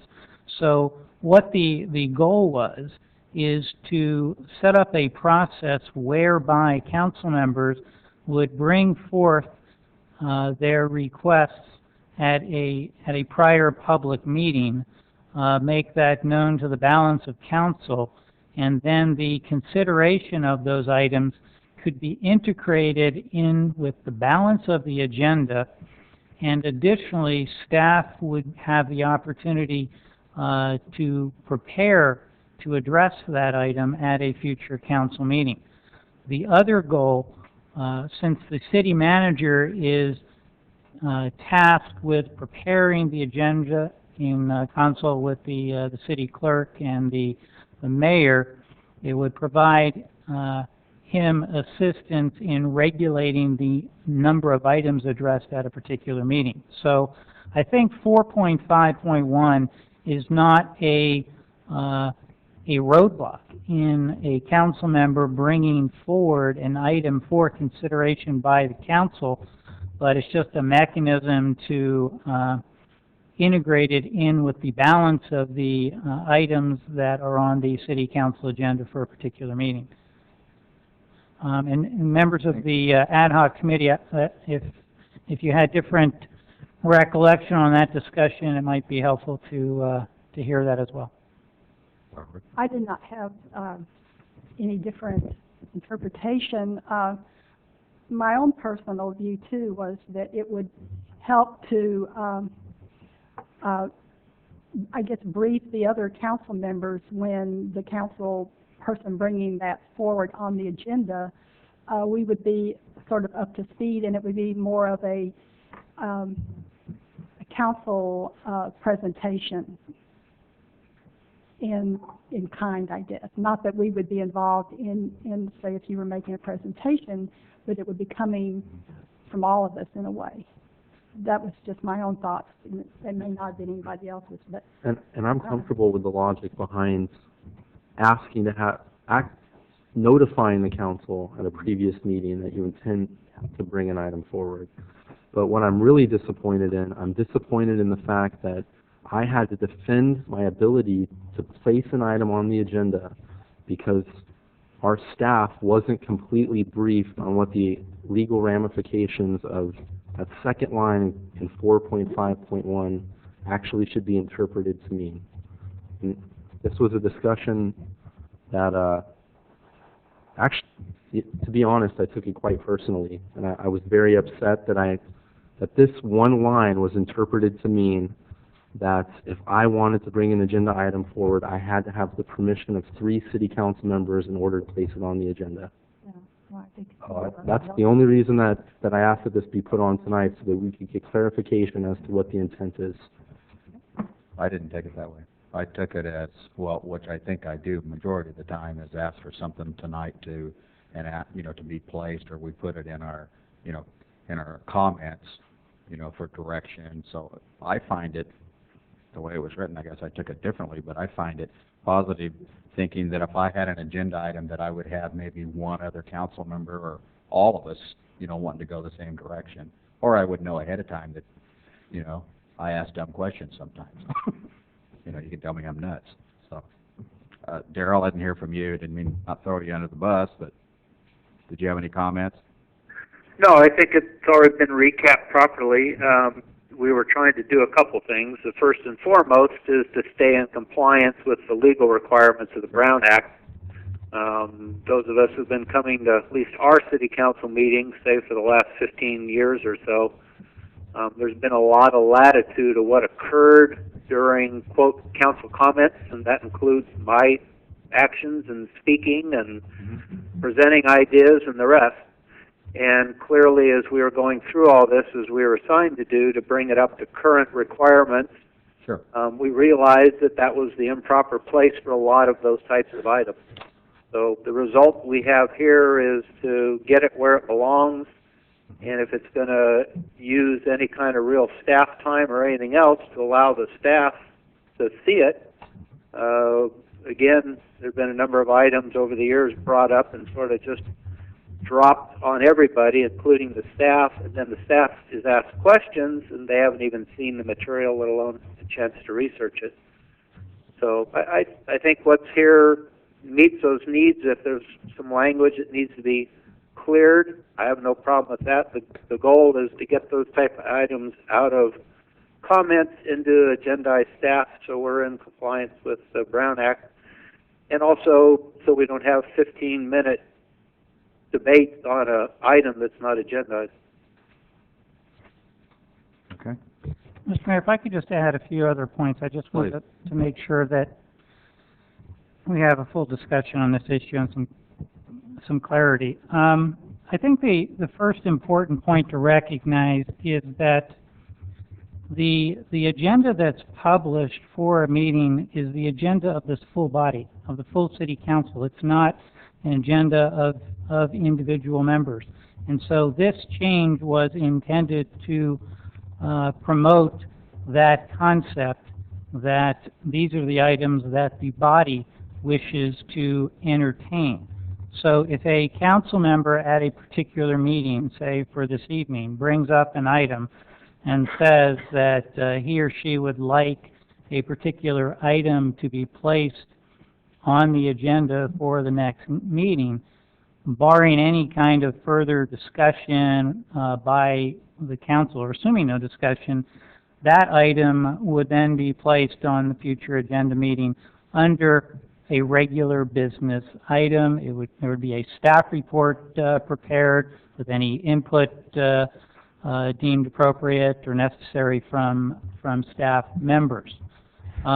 If an item is brought up at a council meeting by a council member to place on a future agenda item, there's always the opportunity for the council at that time as a body to decide for whatever reason it does not want to entertain that item and to have a motion which would direct that it not to be placed on the agenda. And if that is the will of the body, then that would supersede the request of a council member to have it placed on the agenda.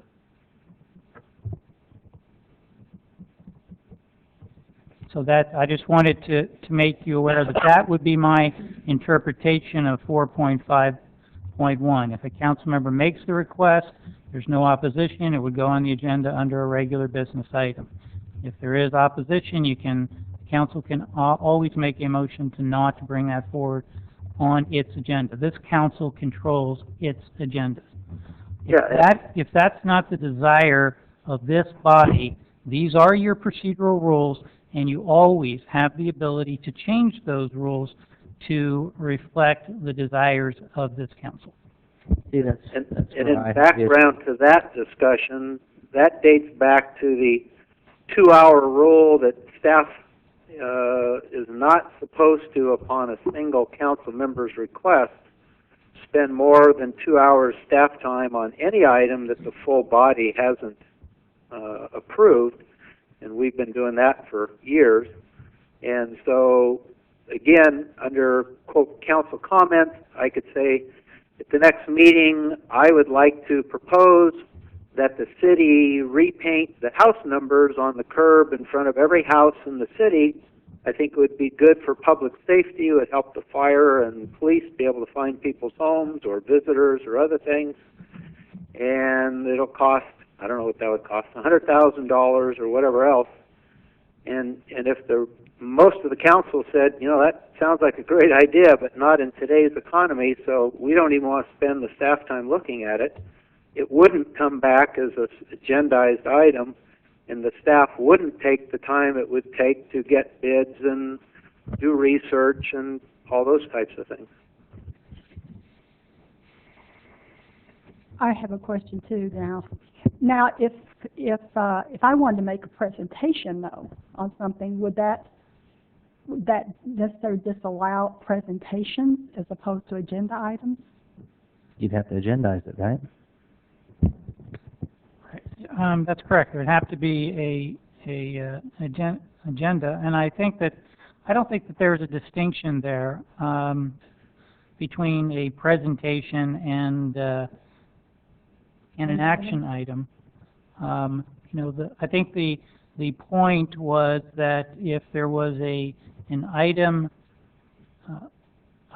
that was potentially going to involve council action, that it be brought up in advance, that staff be given the opportunity and the direction to work up the item, and then it be brought back for consideration. And I think that to make an interpretation of presentations that would sidestep that process would be disingenuous with the rule you've adopted. If that's, you know, as I indicated, if that is not the desire of the council, if you want to continue the process that existed before these rules were adopted, where council members can have individual headings and put items under their name for consideration, you certainly can do that. There's nothing in the law that prohibits you from doing that, if that's the council's desire. I just wanted a clarification on that. You know, Go ahead. I just want to make a statement or make a comment. I don't have a problem with the expectation of a council member coming to council and indicating they're going to put something on the agenda for the next meeting. That way it gives everybody a heads up. I think that's fair, and I have no problem with that. I think where I differ on the issue is simply this, is that I don't think it's fair that Barbara, who may have a presentation, who wants to present this information in open council and for the public to see, could be told, no, we don't want to invest the time and we don't want to do that presentation, and then therefore that information is never put out to the public in a formal meeting, and then therefore it's never heard and it's never discussed, and you have no opportunity to actually to invest any time or learn more about it or decide whether or not it's a viable program that you might want to invest into. I guess what I'm saying is simply this, is that I want you to be able to have that opportunity. Another thing is, I think it's important that you and I, regardless of our differences, should be able to agendize something under our name. You know what I'm saying? It shouldn't be hidden into the regular course of the agenda, because people should understand who's putting on these presentations. They should understand what efforts that you've put into the community, whether it has to do with the youth programs here in Galt, or whether with me, you know, Measure R, whatever it is. People should understand who's bringing it to the council and presenting it to the public. You see what I'm saying? That's where I differ. I think we should have that in there, and that's what I would like to see changed. If it's a matter of bringing it 2 weeks in advance for the staff to be aware and for the public to know that it's coming, I agree with it. On the other side of the coin, I want to be able to bring my presentation up and have it under my name. I have one more question for clarification from the city attorney. The second line in 4.5.1 reads, City council members may request that items be placed on a future agenda at any public meeting of the city council. I'm trying to understand the logic behind interpreting that to mean that if the council member brings it forward, it can essentially be killed by a majority of the city council before it's placed on the agenda. How is that spelled out and addressed in 4.5.1? Well, I think that the item that that indicates that the city council has control over that item is the word request. If the statement said a city council member may place an item on a future agenda at a public meeting of the city council, then I think that that would be absolute. But I think that the point I indicated before is that this is the agenda of this body as a whole, and this body as a whole maintains the ability to regulate its agenda, and one member cannot control that agenda if it's contrary to the desires of a majority of this body. So that's why I believe that the phrase "may request" is inserted into that sentence. It implies that it's a request to the body as a whole, absent a motion to the contrary. Then I think it would just be placed on. I think as it relates to an item that is brought forward at the request of a council member, if there's a desire by the council to indicate which member sponsored or requested that item, that's something that is easy to address and could be handled, I think, without any kind of change to the rules as adopted. You know what one of my concerns with this type of policy is that it kind of creates potential situations where you could have corruption or other problems in politics or in council, and the reason I say that is because when all somebody has to do is ask to replace it on the agenda, nobody in the general public knows who placed it there. So, you know, this is kind of a way that somebody could actually push through their agenda and not take responsibility for it, and kind of avoid the issue of having to face the public on it. Another thing I don't like about it is simply this: is you are always going to have some council members that will come on here that are very progressive. They're out there working hard to make positive changes for the city, and they do it for a reason. They do it first and foremost because they want positive change, and they want to do what's expected of them. But they also want to know that people know that they're doing what they was expected to do, and the only way they're going to know it is if, when they agendize something and they're doing it, is their name is out there to show that that's what they're doing. I have no problem, like I said, if you want us to come in and ask that it be put on the agenda, and so that, you know, that the public knows and the rest of the council knows what we're doing, I'm all for it. But what I want to see is, what I would hope to see is that for transparency purposes and for the general public's view, is that if you're going to agendize something, it should go under your name. Just a comment, because I recognize what you're talking about with transparency, and I think one of the things, there's two ways that the public would know if this item was brought forward by a council member. One is, initially, that council member would bring the item forward, and that would be reflected in the minutes.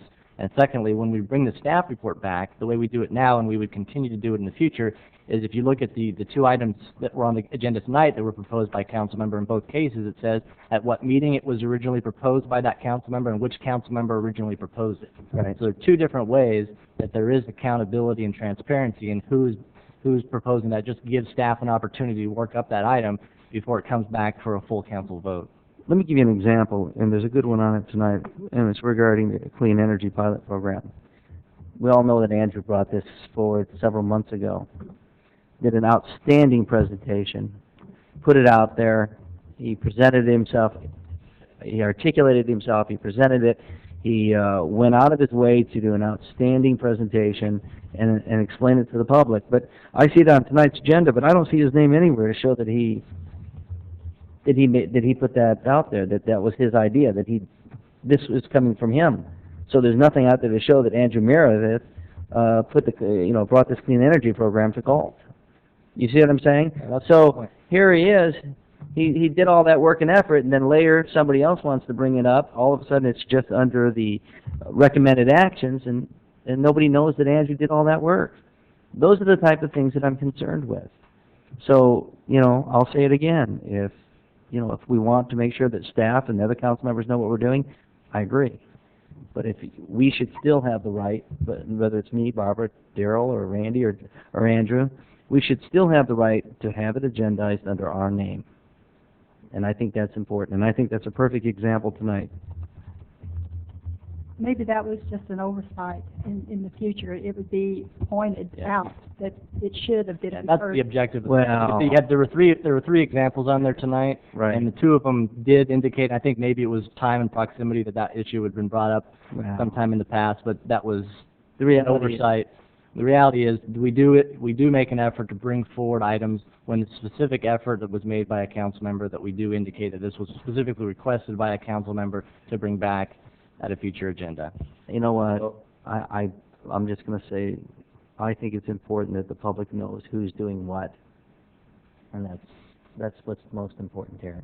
Okay, so what I'm understanding, and I believe I'm agreeing with you, is so from the future, if any one of us wanted to put something on the agenda, we'd mention it tonight or at the next council meeting, we'd put it under our comments, which we do a lot of times. Right. Well, I think I've been doing it most of the time, but a lot of you guys have been doing it. But then when that agenda item comes forward, say each one of us has an item for the next meeting, we still vote on it to decide whether that goes and be agendized?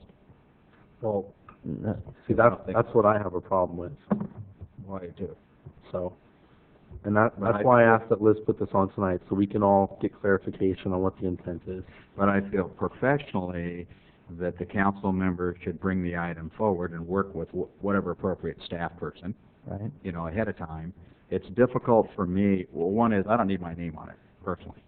I mean, that's just the way I am. But when I see an agenda item, sometimes then I'll see one of the council members' name on it, and if I'll ask a staff person, sometimes they don't know what it is. I think that would further take care of some of my concerns because it was brought up ahead of time. So if we want to do that, I'm in agreement with that. Am I saying it correctly? I think exactly kind of what you were saying, Don. Just as long as it comes under our name is one of my primary concerns. And I think really the subcommittee needs to weigh in because they're the ones that help craft the language. Sure. My recollection of the discussions was that again the council acted as a body, and that comments made should be under council comments and not under an individual person. That once the item was brought forward, it would go back to staff for review and analysis and a workup if necessary, and brought back for council to consider as a whole. So the rest of the council, as well as the public, has the benefit of staff's professional advice and recommendations. I just don't agree that each time the council member's name needs to be on it, because to me we're elected officials and it's about the individuals. Well, whether it's you or whoever. It's not just about credit, Randy, it's also about accountability for me.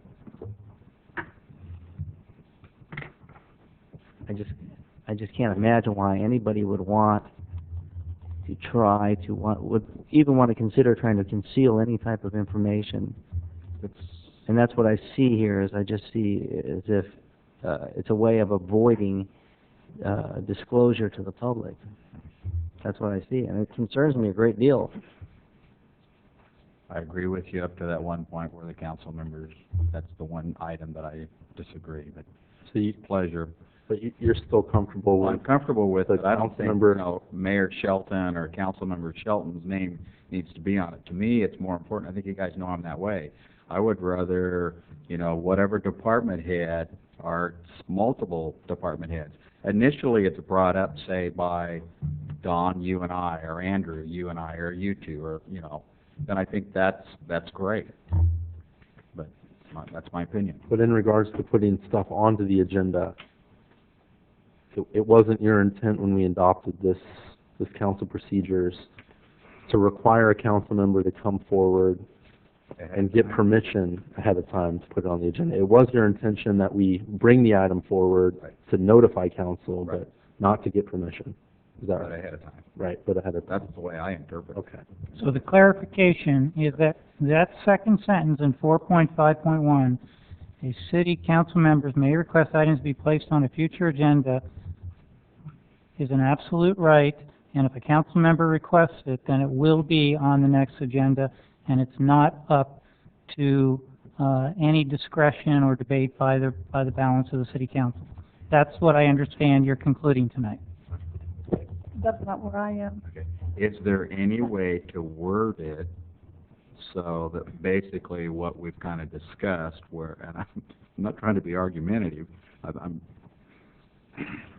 Let me, can I just... There's got to be a way we can change the words. I think there is.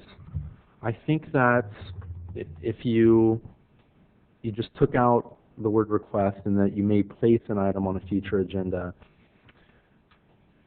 I think some of the concerns that staff has is that if you take that action, if a council member comes and says, I want to put an item on to the agenda for so-and-so meeting in the future, I think one of staff's concerns is that in order to put together a response, it could take more than the 2 hours that we have as a council rule. We can't let them spend without a council approval. You've already got that addressed in another part of the council procedures. So if by placing the item on the agenda, it creates 2 hours or more worth of staff time, you would have a legal ability to vote on it in front of the city council before you placed it on the agenda. Because now you do actually have an allocation of staff time to put together a report. But the discussion that I had last week, I brought up examples where an item would be put on the agenda that didn't require action, and that's something that Barbara brought up tonight, a presentation or something like that. You shouldn't have to ask permission from a majority of the city council to be able to put something onto the agenda. There are situations where you could be asking to put an item on the agenda that requires a lot of staff time and requires detailed analysis. In those instances, it would be staff's responsibility to come forward at that time and say that they think it would take more than 2 hours for them to present a staff report to detail the effects of whatever we're proposing. Therefore, they were requesting a vote. I think it's already addressed in the council procedures.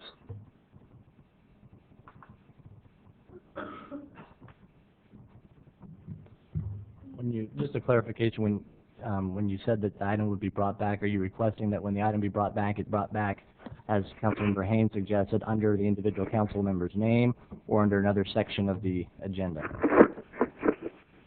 Well, I agree with Councilman Haynes' argument that there should be accountability and the community should know. I mean, there's items that come forward that we're all not going to agree on, and you know, people in the community aren't going to agree on things that we bring forward, and they have a right to know who brought it forward. And you know, if you want to ask questions, you know who they should be directed at. I don't think it's necessarily a credit thing or anything in that category. I think it's geared towards accountability. The community needs to know who's responsible for even bringing the idea forward, so that they know who to address their questions to, and if they like or dislike it, then that's where the open, accessible government comes in, from my perspective. Council? Daryl? Yeah, I'm fine. Again, we were trying to keep things within the guidelines of not spending a lot of time under council comments on non-agendized items. And if we aren't using more than 2 hours staff time and those types of things, then I guess that would be the city manager's role to make a determination on that. But I also support what the other purpose is that we don't spend a lot of time, council or staff, on things that just aren't going to go anywhere other than, sort of just making speeches, if you will. Presentations that are useful with good information for consideration obviously are good. I was sad to hear the comments that this somehow was designed to hide items, because the very fact that you have to publicly ask that it be on the agenda obviously shows it isn't an attempt to hide anything. But I also support Ronald Reagan's statement of imagine what we could achieve if we didn't worry about who got credit for it. And, I could ask that at every general plan meeting for the last however many years since I asked for it originally when it began, that my name be mentioned, and I think that wouldn't be very practical, or the overpass at C Street that I've worked on for so long. So I don't think we need to make that the focus of the agenda item every time it comes forward.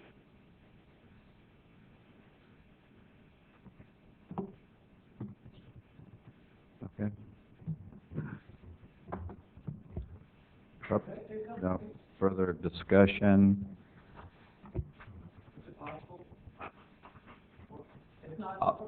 Okay, yeah, no, I'll go by what council wants. I'm ready to ask for a motion on this. We've discussed it. If he wants to make a comment about it, I have no problem with it. No. Okay? I don't care. Okay.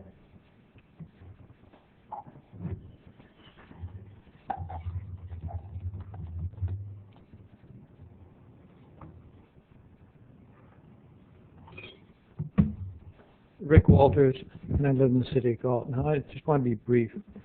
When I've been sitting out here for 5 years, and I vote for you, each one of you individually, I want to know what you're doing and what you're bringing forward. If you're just going to sit up there at the council meeting and do nothing and do not bring anything forward, why am I voting for you? So, as a resident, I want to know what you're doing, what you're up to, and how you vote. And it's as simple as that. Thank you. Thank you, Rick. Thank you. I do want to say one other thing. It's not about credit, Darrell, and I think I was very clear on that, but I'll say it again. It's about accountability. And I just see certain abuses going on under this type of policy. And I think it would be a very sad day. So, Well, I'm curious if the city attorney has any recommended language that would reflect the direction that you've gotten from council. I think as it relates to 4.5.1, I don't think there's a need for a language change. I think we've heard the interpretation of the council that that is a authorization by individual members to have items placed on the agenda, and it's not subject to council motion, city council motion at that meeting. So that is what I understand your interpretation of 4.5.1 to be. Unless it requires 2 hours of staff time, right, which is already covered right, in the procedure. So unless there's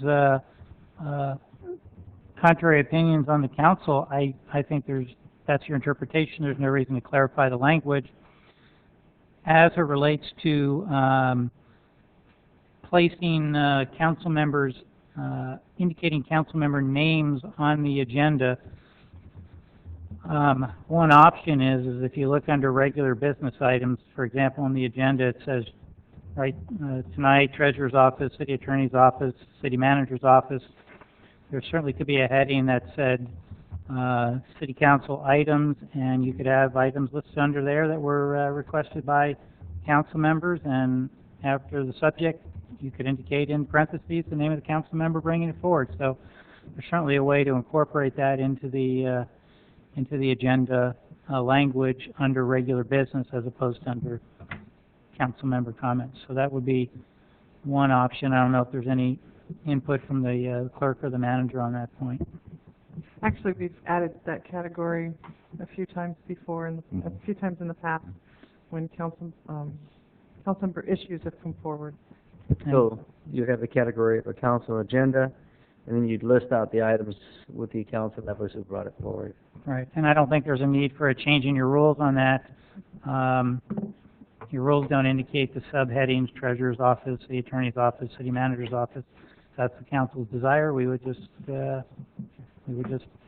adjust the agenda to indicate if there's any city council items, we would just list it and have an indication of the council members' names after the subject matter in parentheses. Were we still intending on bringing those items ahead? Yes, yeah, absolutely. Okay. Absolutely, Okay, yeah, I didn't hear that, so I thought we'd No. drop that, because that was my biggest concern, is not bringing those ahead. I know normally we do that, you know. It's a reasonable compromise as well. Thank you, Mr. Mayor. Thank you. All right. Okay, so there's a consensus. So, we still have to take these separately, or we can just move back over to the ordinance 2009-17 and ask for a motion? If there's a... I'm sorry. Go ahead. Yeah, I think if we've addressed the items relating to the guidelines themselves, then it'd be appropriate for the council to entertain a motion to adopt ordinance 2009-17. With that, I'll move staff's recommendation. Motion's been made and seconded. Any further discussion? I have none. None? Call for the vote. Aye. Aye? Aye. Aye. Aye. Okay. Okay, next is city manager's office, elimination of the assistant city manager position. Good evening again, Mr. Mayor, members of the City Council. This item was brought up at the last meeting, I believe, by Councilmember Meredith, and I thought I would bring it back for further discussion.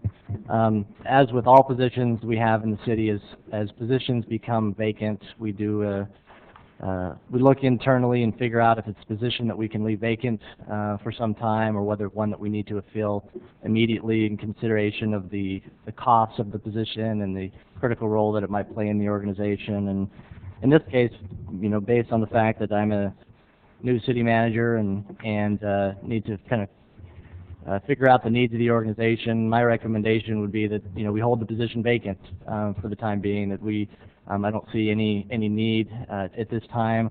What we can do is revisit the issue at a later date during the goal-setting process, depending on the goals that the council establishes. If there's a need to augment staff at that time based on those goals, we can address that during the budget process that'll come up in the spring.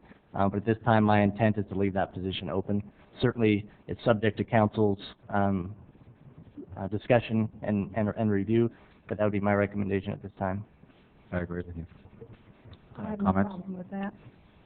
Keeping it as a position, but freezing the position until we have our goal-setting meeting to decide where to go from there. Seemed like it's worked out well for us in the past, so why do away with it? Do away with the position? I say freeze it. Freeze. You know, we don't want to fill it at this point, but leave it as a position there. Yeah.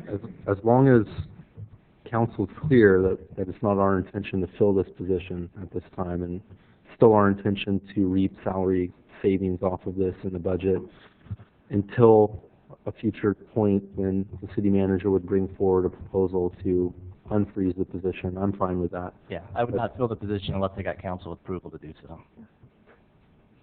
Darrell, did you have any comments? Yeah, that's fine with me. I don't see a reason to, quote, abolish it, but certainly we've already agreed to leave it frozen. And as I've mentioned before, I'm anxious for us to get to our goals and to hear a report back from our city manager on what he's going to need to achieve those. Mm-hmm. Don, did you have any comments? No, I'm satisfied with the outcome. Okay. All right, well, thank you. Next item. Next item, sorry. Community Development Department, California First Property Assessed Clean Energy Pilot Program and potential ancillary grant applications to enhance local implementation of the California First Program. And if I can just, I have to make a call, so I'm going to step off of this item, and since I won't hear all the debate, I won't vote on it when the time comes. But I will be back on the line in a few minutes. Okay. Okay. Okay. Thanks. Thank you. Mr. Mayor, members of council, the item before you, and hopefully you should have received a one-page change in the staff report, which was the recommendations. And I'd like to go through those first and point out some of the subtle differences from the original report. One thing we have found with the programs dealing with California First and some of the SEP Energy programs is that things are changing and they are evolving. From the time this report was written, which is a little over a week and a half ago, instead of you'll see the change in item number 1, instead of requesting a letter of intent, it is now being called a letter of commitment. So there are small, subtle changes being made, and we're trying to keep up with those, to get that in front of council, make sure that we've crossed all the T's and dotted all the I's. In the second recommendation, there was no change. In the third recommendation, we added some language at the end that reads, including but not limited to authorizing the manager to sign a letter of commitment, memorandum of understanding, and non-disclosure agreement for Galt participation in SMUD's proposed residential building retrofit program. This was something specific that we just found out, I think it was yesterday or today, in the last couple of days. So we wanted to make sure the council was aware exactly what we're doing, and so that is the reason for it to be identified rather than being as vague as it was. You have basically two programs, but they're integrated. The California First program, many of you may be aware, is a joint powers authority of a number of cities and counties in California that are looking to provide a financing mechanism available to homeowners, business owners in various communities. The way it is set up now, the pilot program itself, we have about 14, I believe it's 14 counties in California that are looking to start the initial pilot program. As part of that, they would like to have one city in each, at least one city in each of those counties participate. Right now in Sacramento County, I think every city is participating with the exception of Ileton. There are some cities unknown at this point that want to participate, but maybe their county is not participating. Because of the validation process, it will require that a county participate in the pilot program, and that is a precursor and a requirement for any city within that county to participate in the pilot program. Next year, I believe in August, about August 2010, the normal program would be open, and hopefully other counties would join, and other cities could also, and other cities may be able to join at that time. We're not certain at this point. What this, in summary, it's a financing program to allow for property owners to install various types of energy efficiency programs in their homes, whether that be water heaters, solar programs, retrofit for insulation, and those types of things, window change-outs. The property owner would essentially go through the application process. The bill, and assuming they are approved, they would then notice that there would be a bill on their property tax bill. It would be an assessment for the amount of whatever the cost was. Say it was a $25,000 solar program that would be financed over 20 years. The interest rates currently are somewhere between 6 and 10%. They're not sure at this point. They're trying to do some buy down through the JPA, maybe 1%.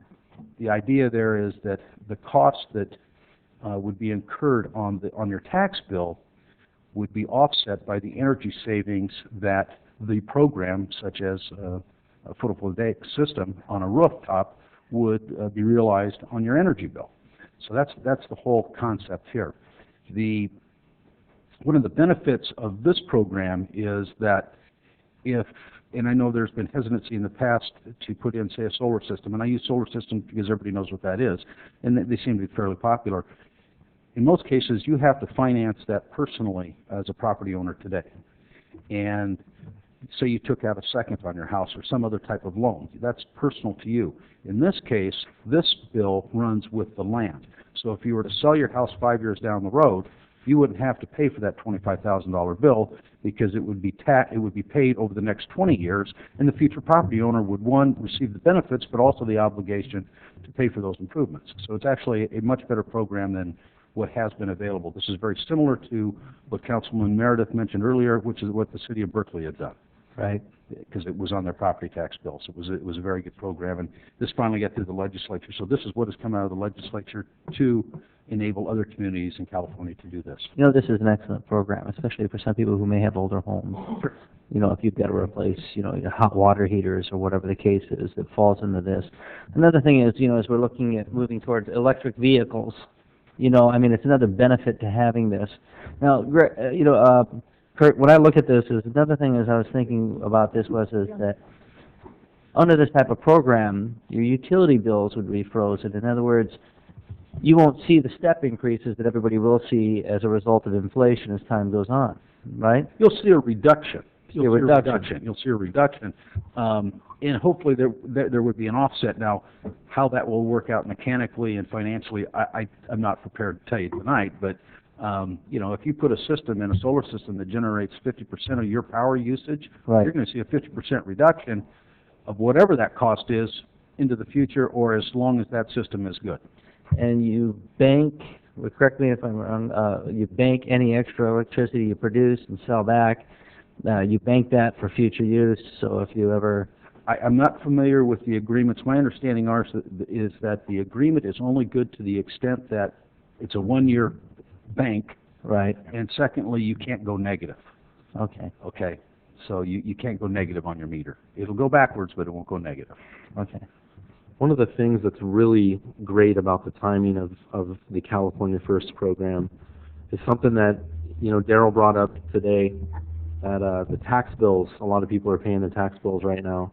A lot of people have seen a great reduction in the tax bill that they're paying to the county, which, you know, opens up the possibility that they could cover some of this additional property tax assessment that's actually placed on the tax roll. I think it makes it easier for people to swallow. People have been making that payment already. You see a $600 every 6-month reduction. They could slide in an eligible project to fill that gap and reap the benefits.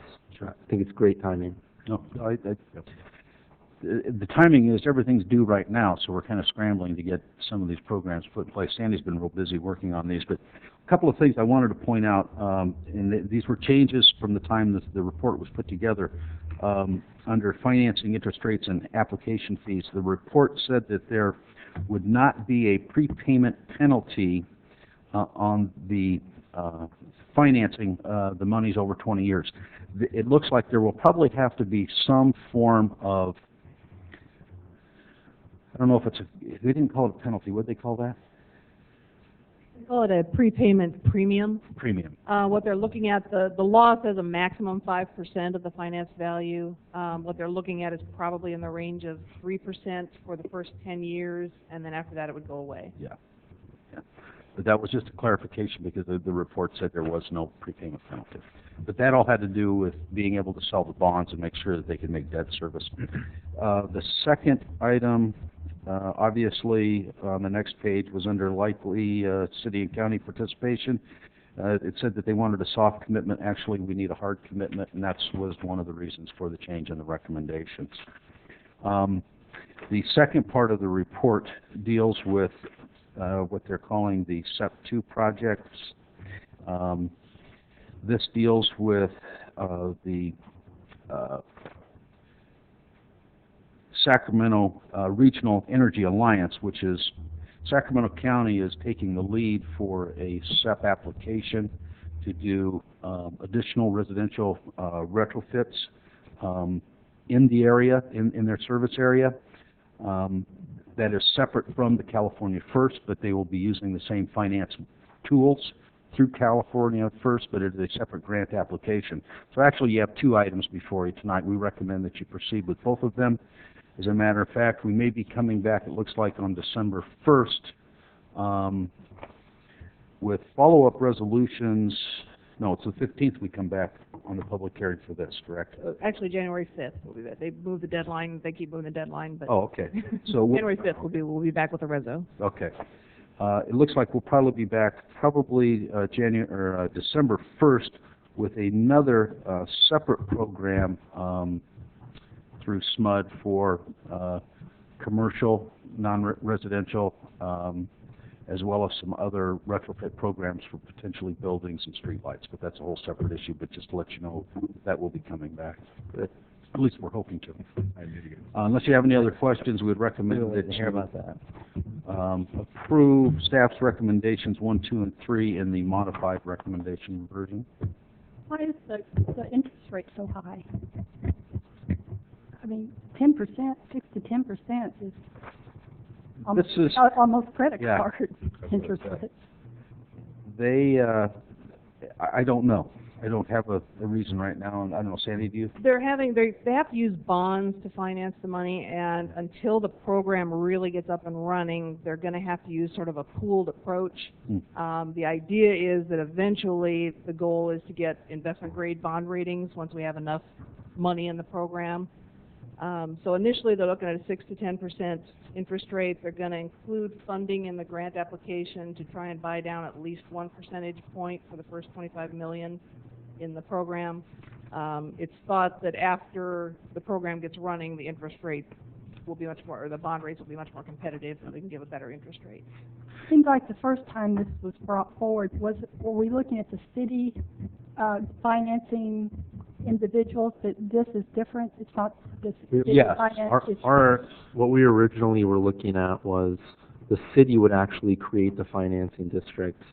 And over the course of a couple months, Jason was working really hard to find out the feasibility of actually accomplishing that. It was determined that for a city of Galt size, it would be extremely burdensome. It would be cost inefficient for us to move forward with creating our own financing district. We found out about a state program, and this is what California First has evolved out of, that would try to pool the cities together to make it more accessible for all residents of California. so this is a state program? This is a state program. This is what it's more Joint Powers Authority was very, Right. yeah. I'm curious if the interest rate, is that tax deductible? Yes. Like your mortgage, the interest rate won't be tax deductible. Oh, So there's some Yeah, savings. so that's another added advantage. The other thing is, and I didn't mention it, is by participating in the pilot program, we don't have to pay the application fee, which in Galt's case would be about $12,500. If we weren't one of the pilot cities, That's if correct. we waited to the next phase, we'd Right. have to pay the application. Right. I would also like to point out, with the California First program, we also had the cities and counties of Sacramento and Yolo, Rancho Cordova, Citrus Heights, Galt, all started working together. We were going to apply for an ancillary step application to sort of enhance the California First program, but provide more local outreach, because this is very much property owners are kind of on their own going through the process. This, we wanted to provide some funding to help hire staff to actually kind of do a little hand-holding of local residents, Right. to speak at local events, and do a lot of local marketing with contractors and property owners. During that process, we discovered that there's a group called Ecology. We're working with Valley Vision also on that. There's a group called Ecology Action on the Central Coast that was working with some of the Central Coast counties on a similar idea. We talked to California First about it. That's now become 13 of the 14 counties are going to participate in that. So we're going to have a large local outreach funding component as well, included in our ask for this grant application. So we've kind of taken the California First and added a big local component to it, and we think we have a good collaborative, competitive grant application that's moving forward. Okay, there are no other comments? I just did want to make one more comment. I wanted to thank Jason and Sandy and Kurt for all of their hard work. Is there's no initial cost to the city on this? We're applying for a grant and it's all good? The only costs are staff time, which they estimate a quarter to a half during the Not that pilot much. program, and then it'll ramp down to about a quarter. I did want to apologize to Councilmember Meredith, as the author of the report, that you are correct, that you were the staunch supporter of this program, and I should have noted that in the staff report, so I do apologize. That's okay. I appreciate the fact that you sat through all of these teleconferences and got all the information for the city, because it takes a strong person to sit through a 2.5-hour teleconference and listen to the data that's getting thrown out there. So thank you for all of your hard work. no other comments, I'll ask for a motion. With that, I'd like to move staff's recommendation. I'll second. Motion's been made and seconded. Any further comments? Discussion? None? I'll call for the vote. Aye. Carol, are you back? Oh, no, no. Aye. In fact, he was gone and he was... You say we're just... Aye. Aye. Aye. Aye. All right. Thank you, Al. Andrew? Communications? And none? I just had one. Sure. I brought up at the last meeting that I was attempting to get some information from the Employment Development Department about our unemployment rate here in the city of Galt. I was given a link to a website that you can check the latest reportings. Right now, the city of Galt is at an 18.4% unemployment rate.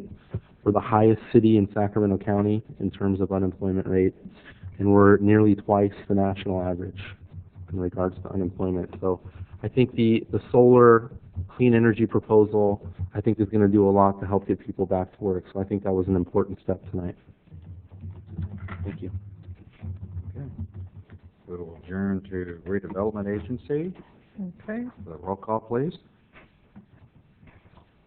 Board members Payne, Here. Claire, Haynes, Here. Meredith, Here. Shelton. Here. Public comment? I have no speaker No. sheets. Information consent agenda items. We have 3. Would you read those, please? Yes, the first one, approval of the minutes of the meeting of November 3rd, 2009. Number 2, approval of the redevelopment agency warrants. And number 3, acceptance of the treasurer's report for the period ending September 2009. Any questions? If not, ascertain a motion. Move to approve. The consent Move. calendar? Second. Move to approve. No other discussion or comments? Call for the vote. Aye. Aye. Aye. Aye.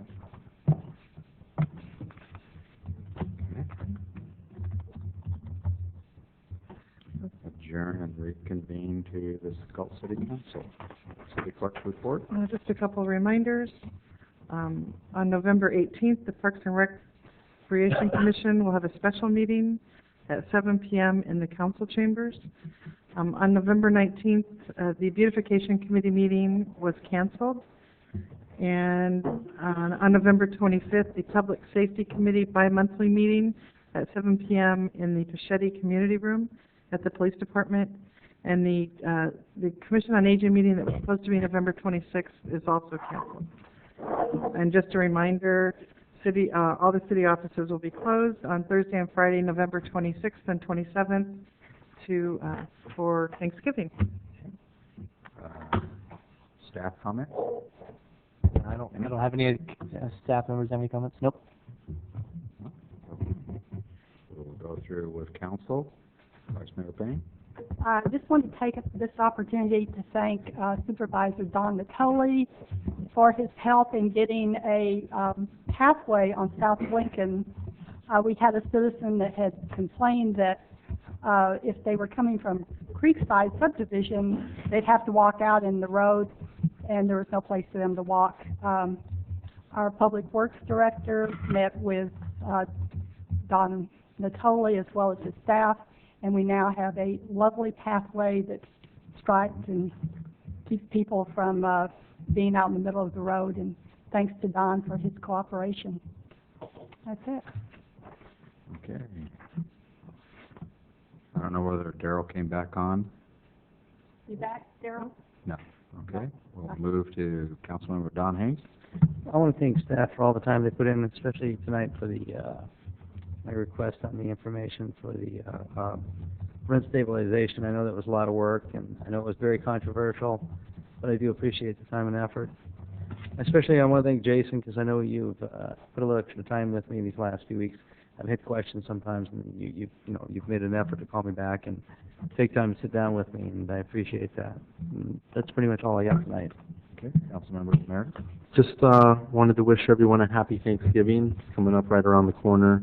And it's really important at this time of year, if you have the ability to give to those in the community that don't have the opportunities to have a great Thanksgiving, please make every opportunity to do that. There's a lot of great organizations here in the community that provide meals for those less fortunate in the city of Galt.